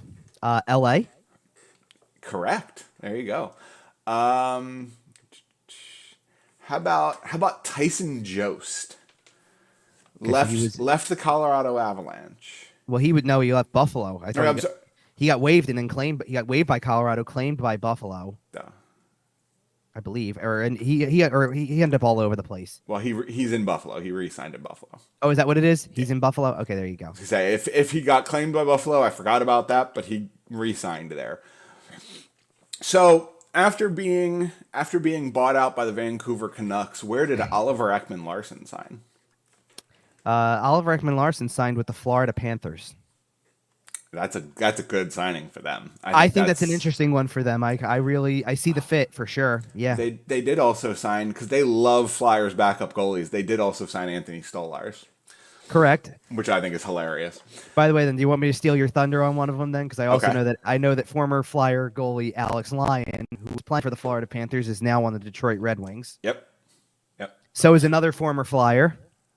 Shane Gostisbehere. Now Shane Gostisbehere. Okay, I forgot about this because I wanted to mention kind of off the top of this free agency stuff because Shane Gostisbehere is going to be one of the exceptions to the rule of this whole free agency period, right? Because this was as of again, I kind of said it was as of the morning after the Cates and York signings went official, was when I wrote an article about the bridge deals that were going on around the league and how everybody was kind of taking a certain deal or whatever. And I'm trying to get the article to load on my phone so I can read the actual numbers because it's being really finicky. I don't know if that's an app problem or if it's a phone problem. There it goes. Okay, here we go. So bridge deals are the current structure, whatever. So as of the morning that I published this, which was July 11th. So now that's fair also, by the way, right? We're about 10 days into free agency. So 10 days into free agency, I have down that there were a total of 244 contracts that were both either listed as standard or 35 plus that had been signed.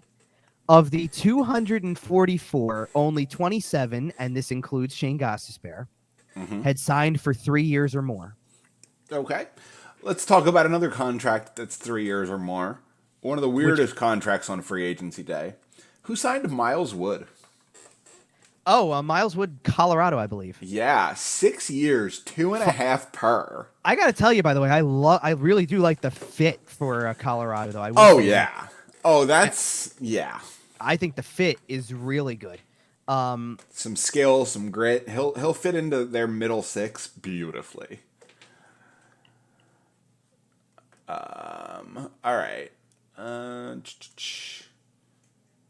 about Jonathan Drouin? That's a name we haven't heard in a while here. Where did Jonathan Drouin sign? Oh, I should know this one because I made a really big deal about this. Like a big deal in the sense that it was just wherever he ended up, it was funny, kind of. Like Jonathan Drouin signed a 1-year deal for $825,000. I do know it was low scale. With the Colorado Avalanche. That's what I thought. I was going to say Colorado because I think and it was just interesting to see his name. Like I didn't think it was funny in the sense that it didn't make sense. Like it's really a good deal for Colorado. It was just kind of one of those things where it's like, oh yeah, like you know what? It was almost one of those. Oh yeah, remember right. Him? That's what it was. Next up, we have Stetson's favorite hockey player. Where did Matt Duchene signed after Nashville kicked them out?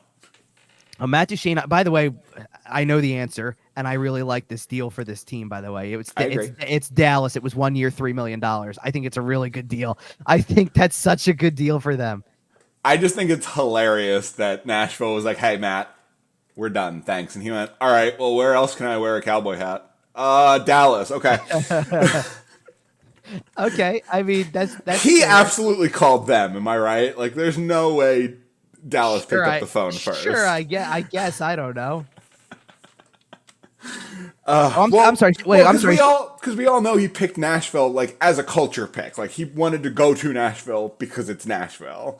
Yeah. Okay. So I'm sorry. I made a mistake with the Gostisbehere contract. By the way, okay. Gostisbehere did not get term. Gostisbehere was a 1-year deal.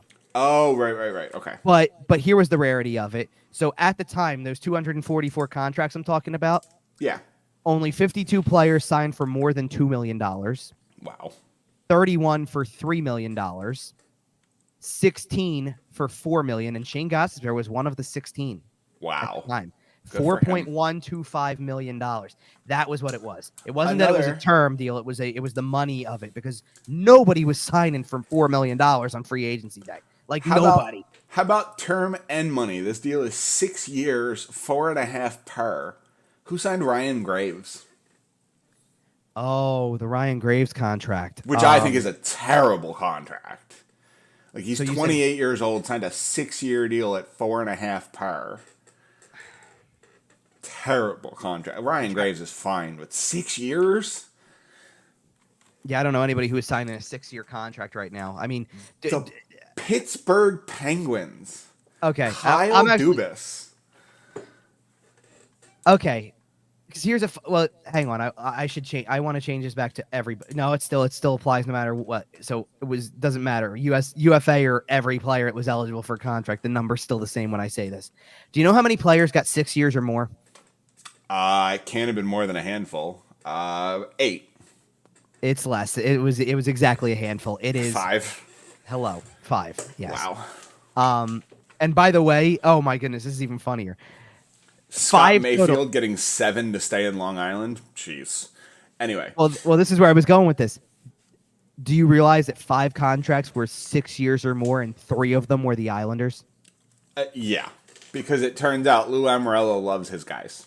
Now, in fairness, by the way, I do think one of those is a really good deal. He also signed a 35-year-old Semyon Varlamov to 4 years. Yeah, not that one. I was going to say 4 years for a 35-year-old goaltender. Lou,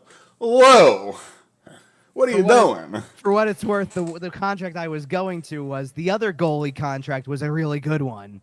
Because getting Ilya Sorokin for 8 years at 8.25, that's a good one. At his stage of his career, is much better. I understood that one 1,000%. I hear you with the Varlamov one.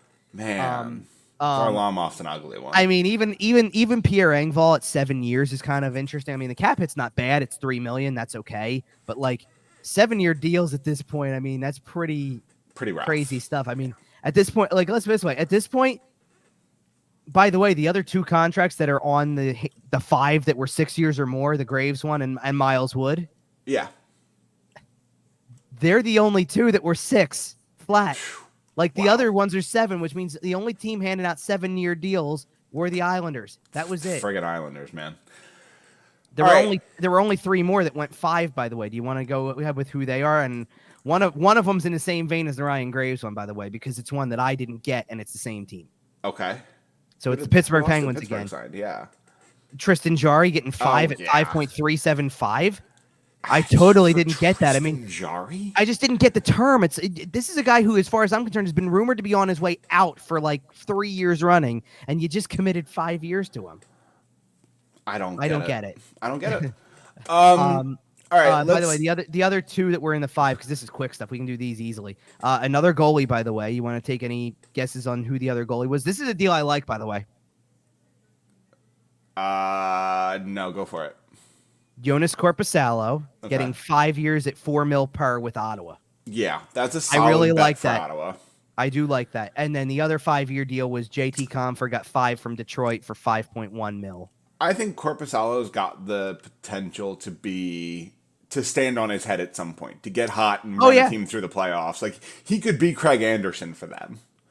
Yeah, a little bit. And I think that's something that Ottawa was missing. I mean, now granted, Ottawa's had some other things happen since that deal went down that changed the game a little bit for them. But when you think about when you do think about the overall scope of a younger team, and you think about how the back end is Thomas Chabot and Jake Sanderson, and the front end is, in addition to Claude Giroux being the veteran guy of that group, it's Tim Stützle and Josh Norris and all the whole group of them, really. Eric Brandstrom on the back end. Yeah. I mean, and it's more than that too, because it's more than just Stützle, obviously. I mean, it's now it's no longer DeBrincat. I get that, but they'll fill their gap somewhere. But they've got a lot of young players, and it's a really good team. All right, I got a good one for you. Flyers legend, 3-year deal. Yeah. Where's Radko Gudas? Oh, Radko Gudas signed in Anaheim. Yep, the Anaheim Ducks. Anaheim had another contract that I do want to get into, so I'm looking this one straight up because I know that they do. By the way, they also signed another former Flyer. Do you want to play that one? I think I saw this and I can't remember. Was it Robert Hagg? Yep, Robert Hay got a Yeah. 1 year like vet minimum deal. Yep, Yes. we love that for him. But this was one of the really more interesting deals to me because on a day when there was not a lot of big term and money thrown around, like we just mentioned, Yeah. this was one of the more eventful ones. Alex Killorn got 4 years at $6.25 million from Anaheim, which is really interesting. It's interesting because of where Anaheim is, to be honest with you. I mean, Anaheim kind of being one of the bottom feeders of the league last year, still looking to kind of take that jump with some of the younger guys that they have. Like, It's an interesting deal. But I thought that was one of them that kind of falls in line. A deal that I thought was really interesting. It's another 4-year deal for a veteran player. Okay. Who signed Ryan O'Reilly? Oh, I know the answer to this one. I thought this was a big splash, which means I guess that I can sit there and instead of saying Smashville, say Splashville. Yeah. In fairness, that was. Yeah, I saw that. I saw that elsewhere. That's fair. But Nashville, he signed in Nashville. To me, that's the one that kind of slid under the radar just a little bit. Ryan O'Reilly going there, like, I think that's a big signing for them. Like, I think it matters a lot. Yeah. It's interesting to see him that close to St. Louis, but not back in St. Louis. That's a very interesting decision out of him. Yeah, it is. I do think so. Yeah. Anybody else we want to have fun with while we keep going through this? Right. Yeah. Let's see here. Because I do like this method, so this is fun. Let's keep doing it this way for a couple of months. I'm still on July 1st, by the way. Okay. Oh goodness, I have the whole list up. Dmitry Orlov.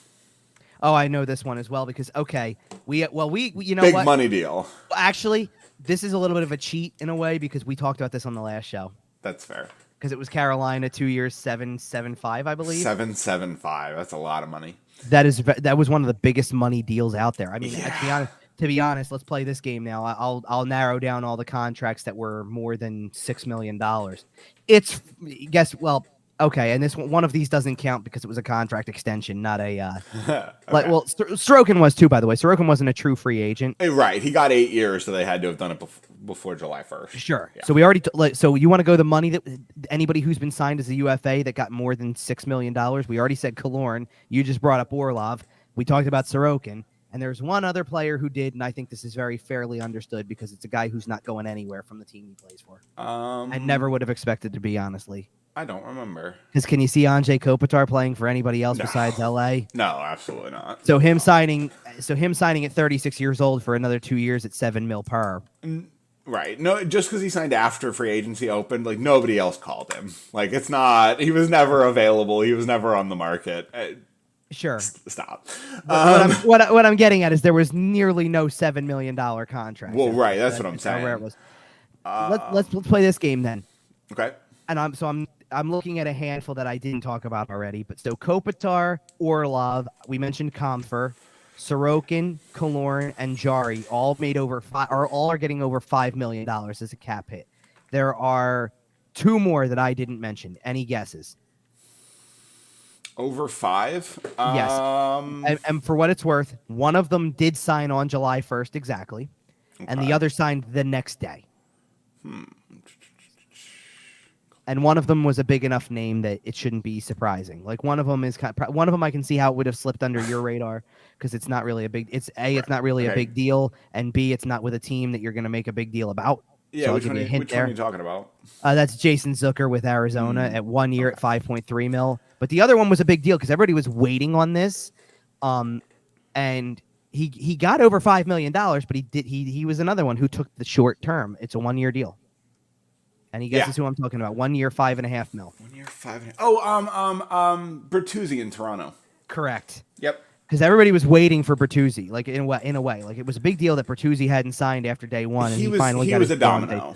Yeah, he. And then over the next several days, you see kind of a lot of depth signing. That's when you see Mark Stahl signed with the Flyers. You see, okay. You want to keep going while we have some fun with this? Because there's one other, like, I'm not kidding. This is how limited this was, by the way. Because I talked about the number of players who got $4 million. I said it was 16 as of July 11th, right? Yeah. It's still 16. Wow. Okay. Now hang on. It's still 16. We've mentioned every player except for one. Any ideas? No. I'll give you a quick hint. It's another player who signed with Toronto. Klingberg? Yes. Okay. Klingberg's fun. John Klingberg got basically almost the exact same contract that Shane Gostisbehere got.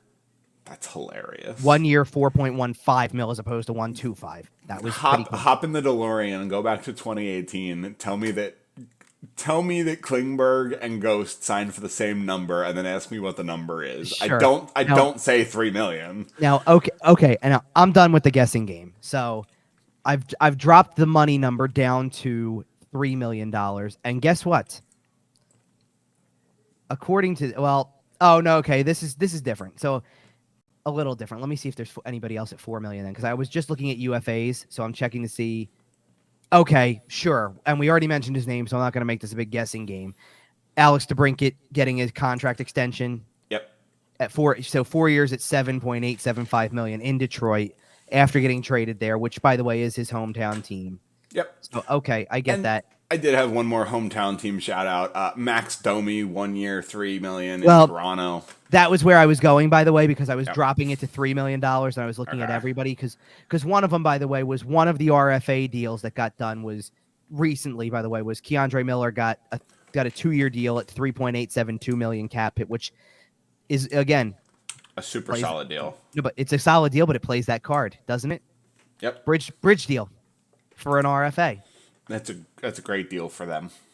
So I'm looking at some of the $3 million deals, and let's have some fun with you. Oh, by the way, you want to go with another good bridge deal that I think is pretty solid? How about Bowen Byram getting 2 years at $3.85 million as an RFA? Man, I'm gonna quote Chuck Fletcher here. That's the smallest contract he's ever gonna sign. Yeah, he's setting himself up for fun, isn't he? Okay. July 16th, 2023. Is Bowen Byram's next contract $10 million plus? Ooh. I think the answer is yes. I mean, he become the highest paid defenseman on Colorado because Cale Makar signed before that, and that's about the only reason. Then it. I mean, they're 1 and 1A at this point. I mean, they're getting close to it. I mean, Byram's really good. I think it might be 10, and by that point. With where the cap is? Yeah. Well, right, because in 2 years from now, if you're his agent, you're not arguing number against Makar. You're arguing cap percentage against Makar. So I'm trying to look now at some of the other deals. I'm right now I'm on the anything that was more than $3 million, but I do like this. So I'm reading off. Like I said, I'm done with the guessing game portion. I'm gonna try to wrap up. We've gone through most of the major names. We're just about out of here. I do like the Evan Rodriguez one for Florida at 4 years, $3 million. I think that's an interesting deal. This is one that I thought was a good fit for where he is and for how well the team played. By the way, for the player, for where for what he plays, for the team he's going to, for the term and the deal in general.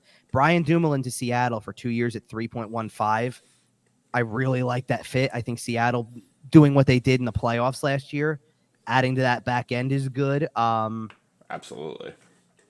See if there's any other really good ones on here. Not really in the $3 million range. Watch out for Seattle, by the way. They've set themselves up kind of quiet, kind of nice. I don't know if you saw, but the Athletic put out an article on some season predictions, and they had Seattle as one of their dark horses. Mm-hmm. Seattle's like plus 4,000 to win the cup right now. Interesting. So I do want to so one of the things I do want to talk about, maybe we'll start with Seattle, by the way, just in general, because I'm looking at some of the playoff teams from last year and what they did and kind of looking for like some of those value plays that they did, especially with the short-term deals, right? So not necessarily anything spectacular on the end of Seattle. Do we want to quickly give a nod to former Flyer Pierre-Edouard Bellemare? Got a 1 year deal there. Yep. That's an interesting one. Nobody loves Pierre-Edouard Bellemare more than Dave Haxtell. So this was already done, and I think I mentioned this guy's name on the last show, but we didn't say where he ended up signing. I do like the idea of taking a chance at 1 year, $1.5 million for Kyler Yamamoto. Yep. For Seattle. I think that's a great option. Man, Yamamoto might play in their top 6.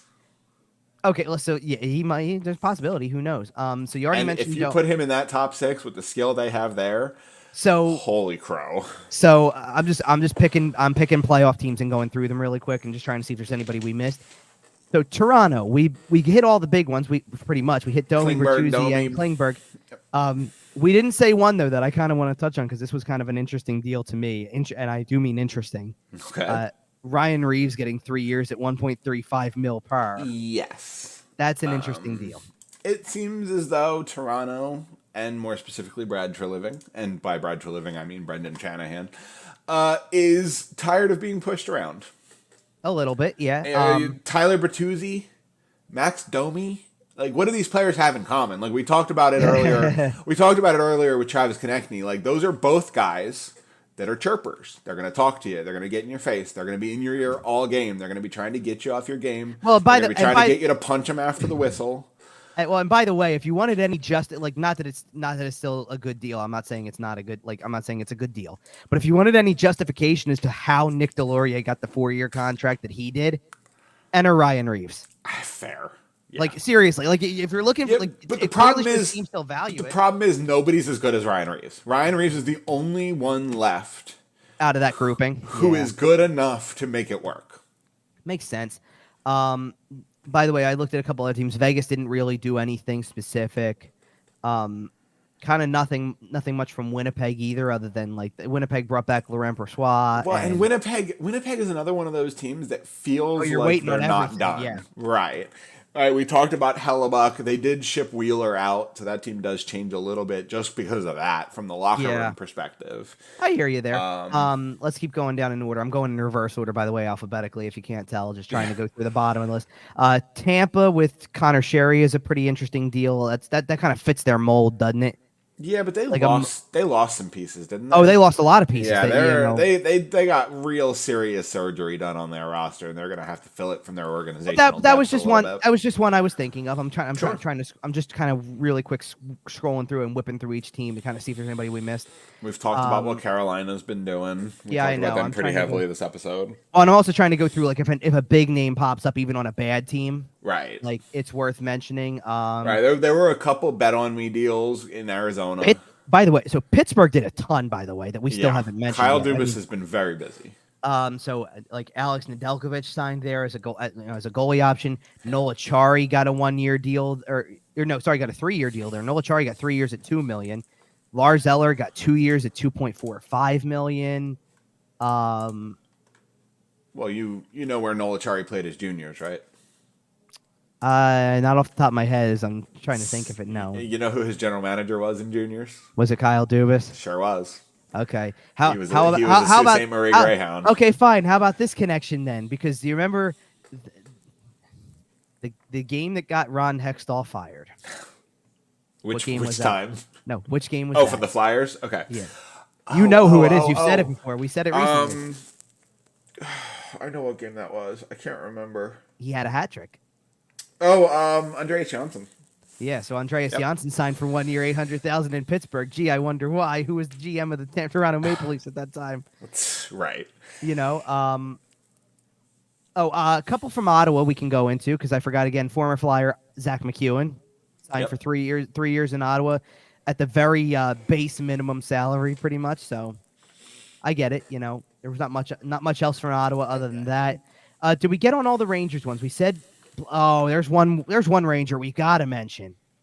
Okay. That signed. There actually two then, because one of them made me laugh and one of them made me go, all right, that works. The one that made me laugh was Eric Gustafson got 1 year at $825,000 from the Rangers. Yep. The one that I said, oh, that actually makes a lot of sense, is Tyler Pitlick got a 1 year $787,500. You know. I wanted to mention Tyler Pitlick, by the way. He's 31 years old and he just signed for his 7th team. Seriously? We're getting into Mike Sillinger territory here. That's what I'm saying. He's young enough that he can bounce around for a couple years and get that record broken. But if you click on his page, he had a little stretch at the start of his career, and over the last 4 years, he's played on 6 different teams. So so now I've scrolled through a couple more teams to find some more noteworthy ones here. I've got a couple of Nashville Predators for you. One is a former Flyer that I feel like we have to mention. That'd be Luke Shen. Luke Shen, yep. 3 years. They did sign Cody Glass back, didn't they? Yes, they did. That's pretty funny. The Gustav Nyquist got a 2-year deal at 3.185. That's kind of interesting to me. And then here's a deal that I want to mention, because I think it's a really smart deal for them. I think it's a really good take a chance deal. Dennis Gurianov for 1 year at $850,000. Great. Love that deal. Yep. Love that decision. 1,000%. Do we want to talk about? I forgot about this guy too, and this one didn't come through until a few days ago. This came through actually on the same day as I was talking about with the article, July 11th. Okay. How about the Alex Newhook deal? Man. Yeah, Alex Newhook going to Montreal and then signing for 4 years. That is interesting deal. Montreal's right? got themselves a good player there. Newhook and Caulfield on the ice at the same time. Come on. Okay, this cracks me up in a totally different way. There's not really a player we need to mention by name or anything like that because they were literally two-way deals we're talking about. But Minnesota only made 2 signings in the entire period of free agency so far. Well, they just don't have any money. Well, that's true. I believe this is when they're getting hit by the Suter and Parise buyouts pretty hard. I think they have some negative cap over the next couple of years, so their situation is tough. Okay, so here's what I'm going. So I'm moving on again. So LA, you already mentioned David Rittich, but how about Cam Talbot too? Flyers legend. Cam Talbot getting a 1-year, $1 million contract. I gotta know though. Also, by the way, so who's playing goal next year? Because they still have Phoenix Copley. I think. I mean, one of them's obviously a replacement for Korpisalo. I get it, right? But the thing is, in today's NHL, if you don't have an Andrei Vasilevsky, a Connor Hellebuck, a Carey Price, I know you need 2, but you need 3. Three. Yeah, but usually your third is the guy who's like sometimes the up and comer in the minors too. Not in Vegas. In Vegas it was because it was Logan Thompson until and then Robin Lehner goes down and Logan Thompson comes up and turns out he is the guy, and then Aiden Hill's the guy.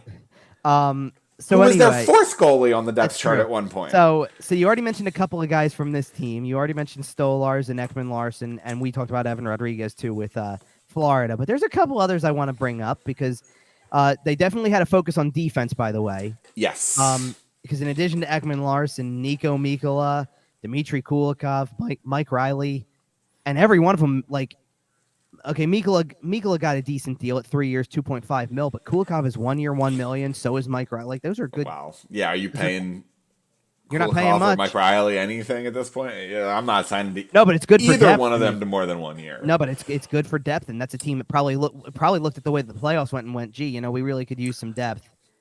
It turns out you need to be deep to go 4 rounds.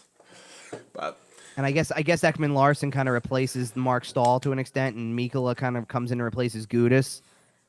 Probably upgrades both of them, to be honest. I would say, a little bit, yeah. Oh, and by the way, Mikkola to Gudis is a little closer. Gudis might be better, at what he does at the current moment, but. And by the way, do we want to mention another former Flyer who got signed in Florida just for the sake? And you'll know why I'm saying it for the sake of mentioning it, because it's for the sake of mentioning it, just like somebody else for the sake of mentioning it mentioned his name.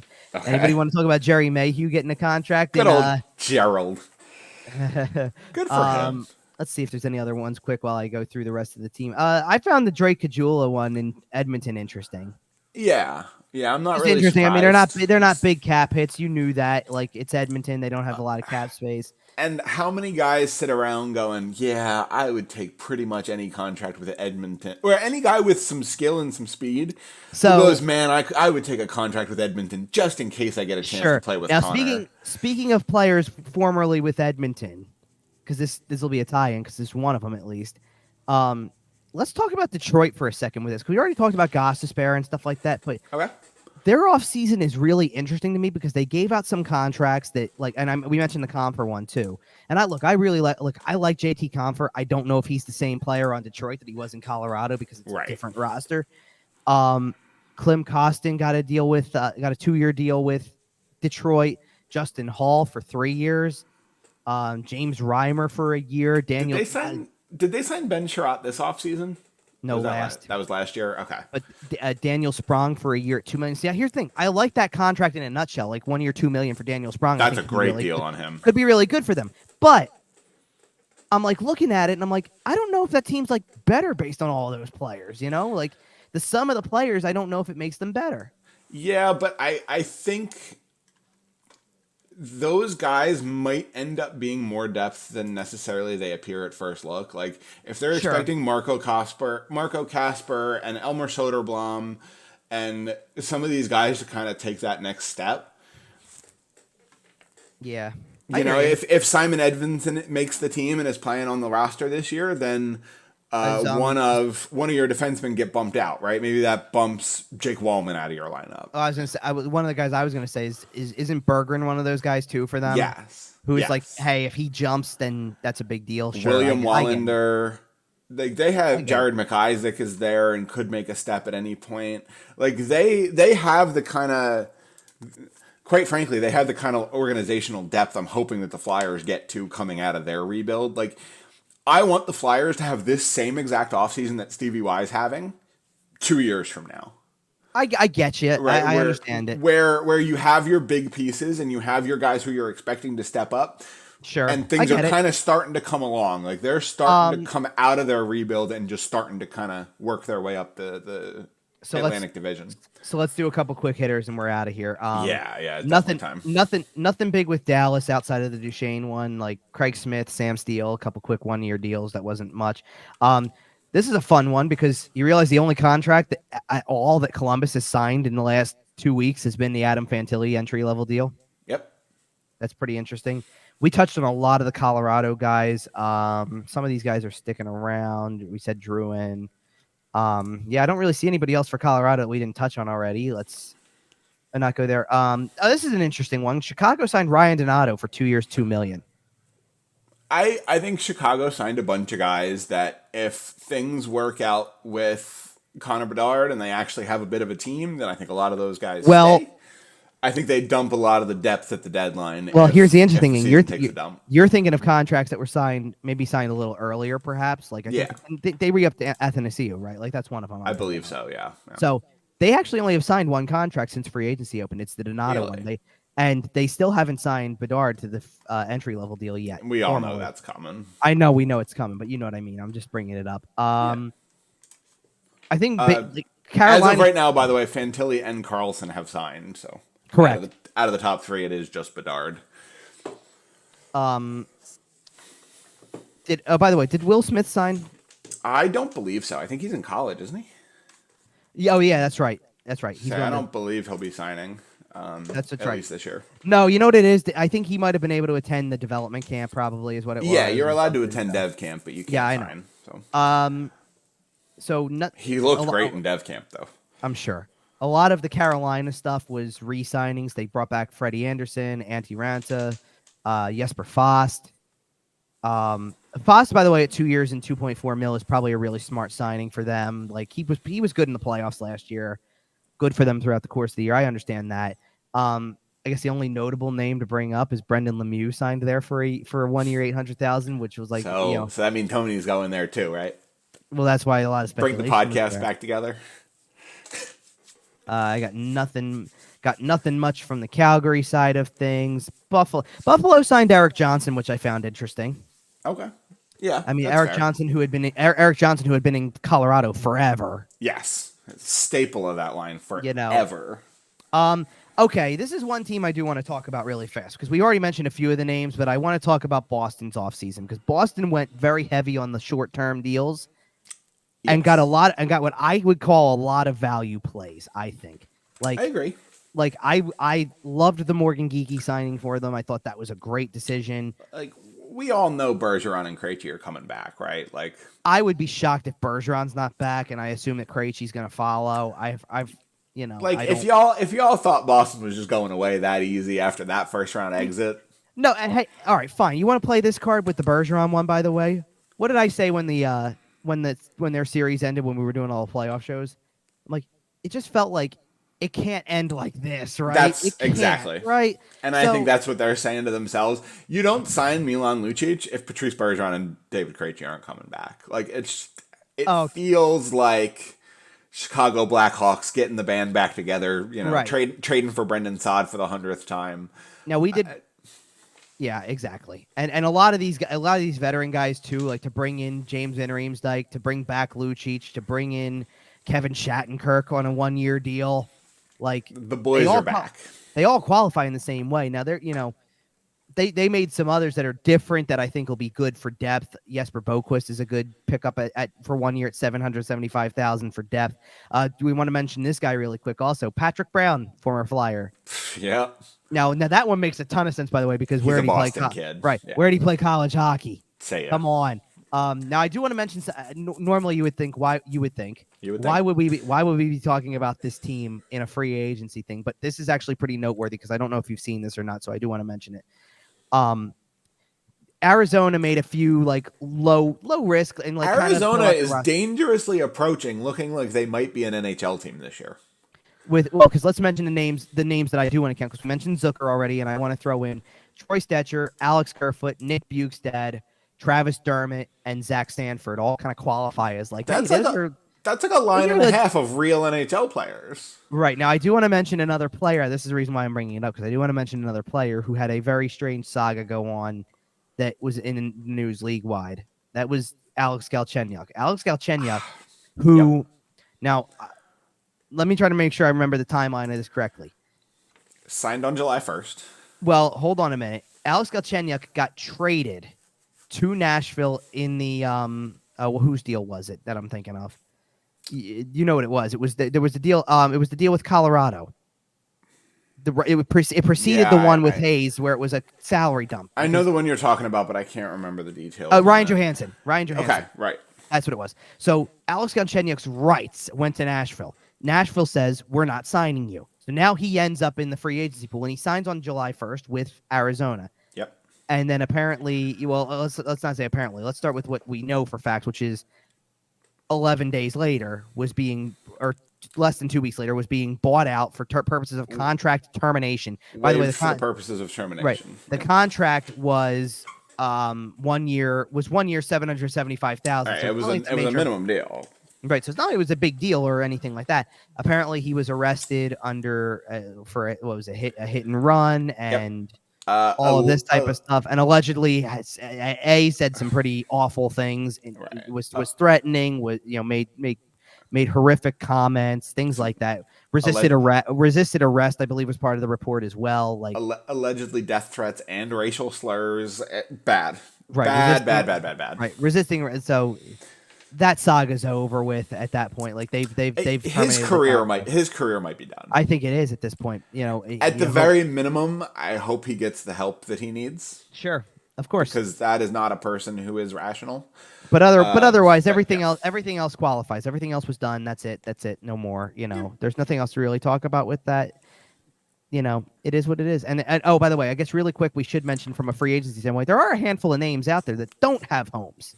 Right. There are still some names remaining to be shaken out. A lot of that some of that has to do with the Erik Karlsson situation. Right. Now and this is really cool because lucky for me, and I just looked this up, Daily Faceoff and Frank Saravalli usually does this with the top free agents. He just updated the top remaining because of DeAngelo hitting the market, I believe. Okay. So these are the handful that don't have contracts. And in some cases, I understand it, but in others, it's not a big deal.